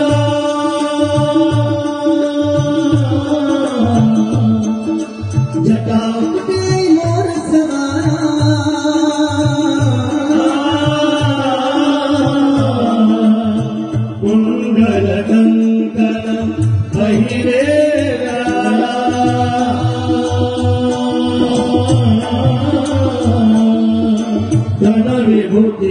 पट के हरि चारा राम सिया राम जय राम राम सिया राम जय राम सचललाट सुंदर सिलगंगा नयनतिनी पवित्र भुजंगा कंठौल नरसिंहमाला असल वेश शिवधाम शशिललाट सुंदर सिरगंगा नयनतिनी पवित्र भुजंगा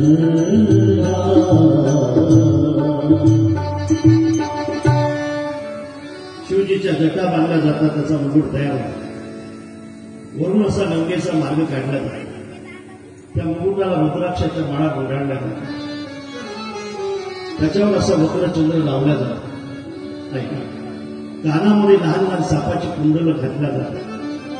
गंडामध्ये त्याच्यापेक्षा मोठे साप गुंडाळल्या जातात. मनगटामध्ये रुद्राक्षाच्या माळा बांधल्या जातात. सगळ्या अंगावर भस्माचे पट्टे ओढल्या जातात. गळ्यामध्ये फार मोठा भुजंग घातला जातो. रुंद माळा घातल्या जातात. व्याघ्र चर्म नेसवल्या जातो.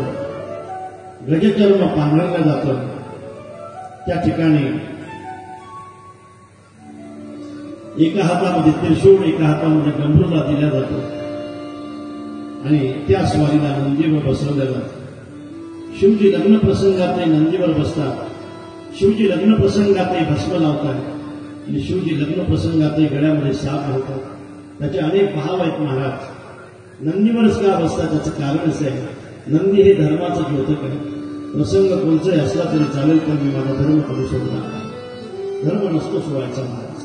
प्रसंगाने माणसाने बदलायचं नसते, लक्षात ठेवा. प्रसंगाने जी माणसं बदलतात ते कधी मोठी होत नसतात. जे कधीच बदलत नसतात ते कधी लहान राहत नसतात. बदलायचं नसते. माणसं बदलतात, माणसं बदलायचं. शिवजी लग्न प्रसंगात सुद्धा आपला धर्म सोडत नाही. धर्म हा नेहमी दिसला पाहिजे. धर्माचं प्रतीक धर्म नाही सोडला पाहिजे. आता लग्नातले मंगलष्टके सुद्धा बिघडले, म्हणून आपला धर्म दिसला पाहिजे. म्हणून त्या ठिकाणी शिवजी लग्न प्रसंगातही नंदीवर बसतात. नंदी हे धर्माचं द्योतक आहे. प्रसंग कोणताही असला तरी चालेल, पण मी माझा धर्म कधी सोडणार नाही, म्हणून नंदीवर बसतात. शिवजी आपल्या अंगाला भस्म का लावतात? शिवजी आपल्याला आठवण करून देतात की बाबा रे, तुम्ही सुद्धा कधी कधी भस्म लावत जा किंवा तुळशीची माळ तरी गळ्यात घालत जा. कशासाठी घातली पाहिजे? तुकोबाराय म्हणतात की मला असं वाटतं मेल्यावर तोंडामध्ये तुळशीचंच पान ठेवतात तर तुमच्याकडे कोंबडीचे फळं घालतात. जन्मभर कोंबड्या खाल्ल्या, शेवटी तुळशीचंच पान ठेवतात. तर शेवटी जर कोणी तुळशीचं पान आपल्या अंगावर ठेवत असेल तर आपण जिवंतपणे स्मारक तुळशी पत्र आपल्या शरीरावर ठेवायला काय हरकत नाही, म्हणून तुळशी घातली पाहिजे. एक दिवस कोणीतरी ठेवणारच आहे. एक दिवस तुळशी पत्र ठेवायचंच आहे याच्यावर, आणि दुसऱ्याने ठेवण्यापेक्षा आपणच ठेवायचं. कंठी विरवा तुळशी व्रत करा एकादशी, मनवा हरीचे दास तुका म्हणे मदयास. गोपी चंदन होती तुळशीच्या माळा, हार मिळविती कळारी. काळ मदंग घाई पुष्पांचा वर्षा, अनुपम्य सुख सोहळाले. नाचत आनंद कल्लोडी पवित्र, गाणे नामावळी. खेळ मांडियेला वाळवंती घाई, नाचती वैष्णव भाई.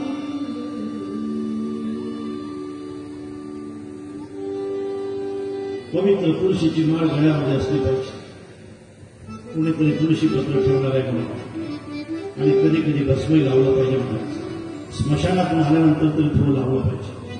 आमच्या पुढे लावायच्या सगळ्यांना खाव तर लावलं पाहिजे. स्मशानातून आल्यानंतर तरी भस्माची आठवण असली पाहिजे. कशासाठी असली पाहिजे?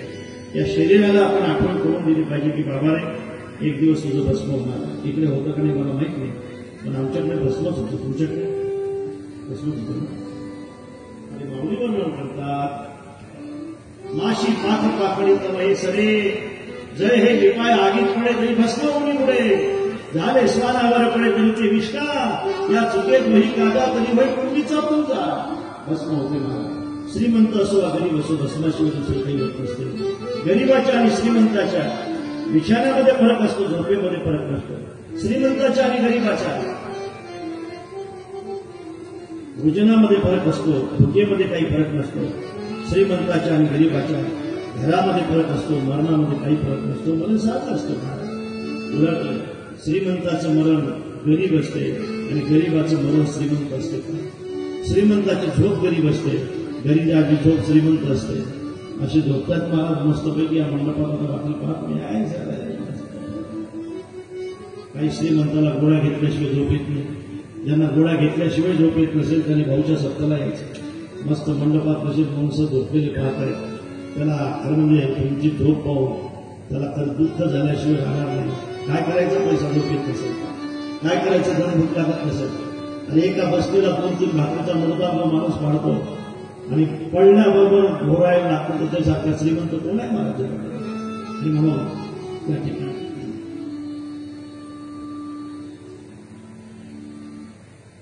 भस्म लावलं पाहिजे.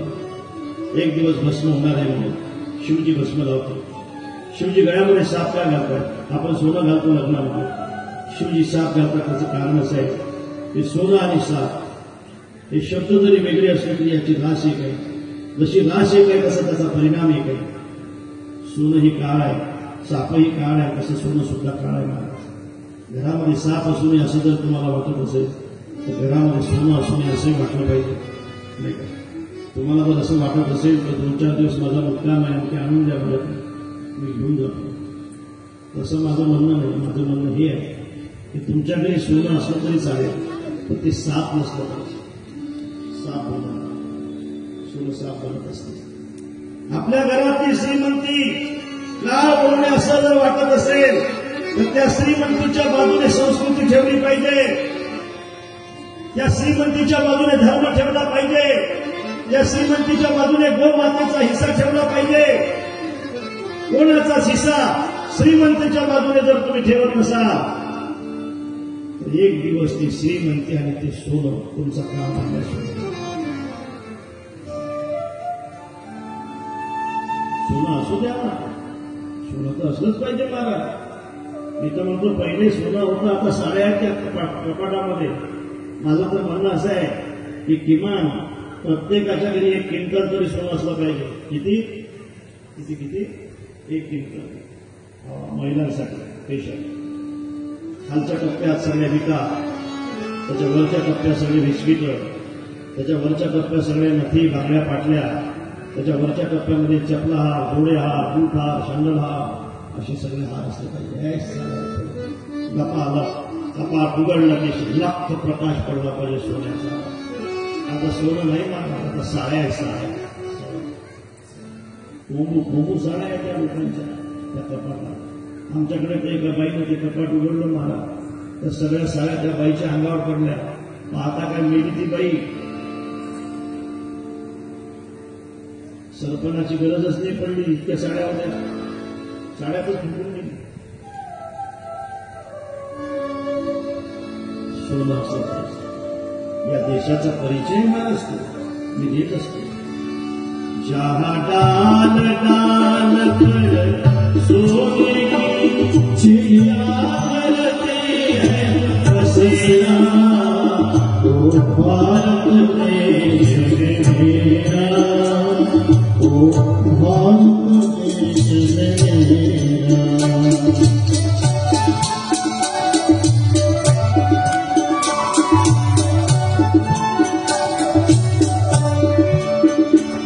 जहाँ आसमान से बात करते मंदिरों के वाले, हरि ओम हरि ओम हरि ओम हरि ओम. जहाँ किसी नगर में किसी नगर में कोई न ताला डाले,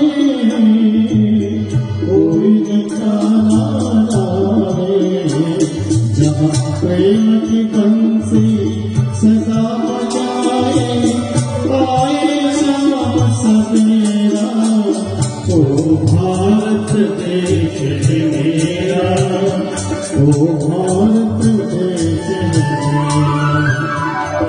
डाल डाल पर सोने की चिड़िया करती है तेरा ओ भारत देश मेरा ओ भारत देश मेरा ओ भारत देश मेरा ओ भारत देश मेरा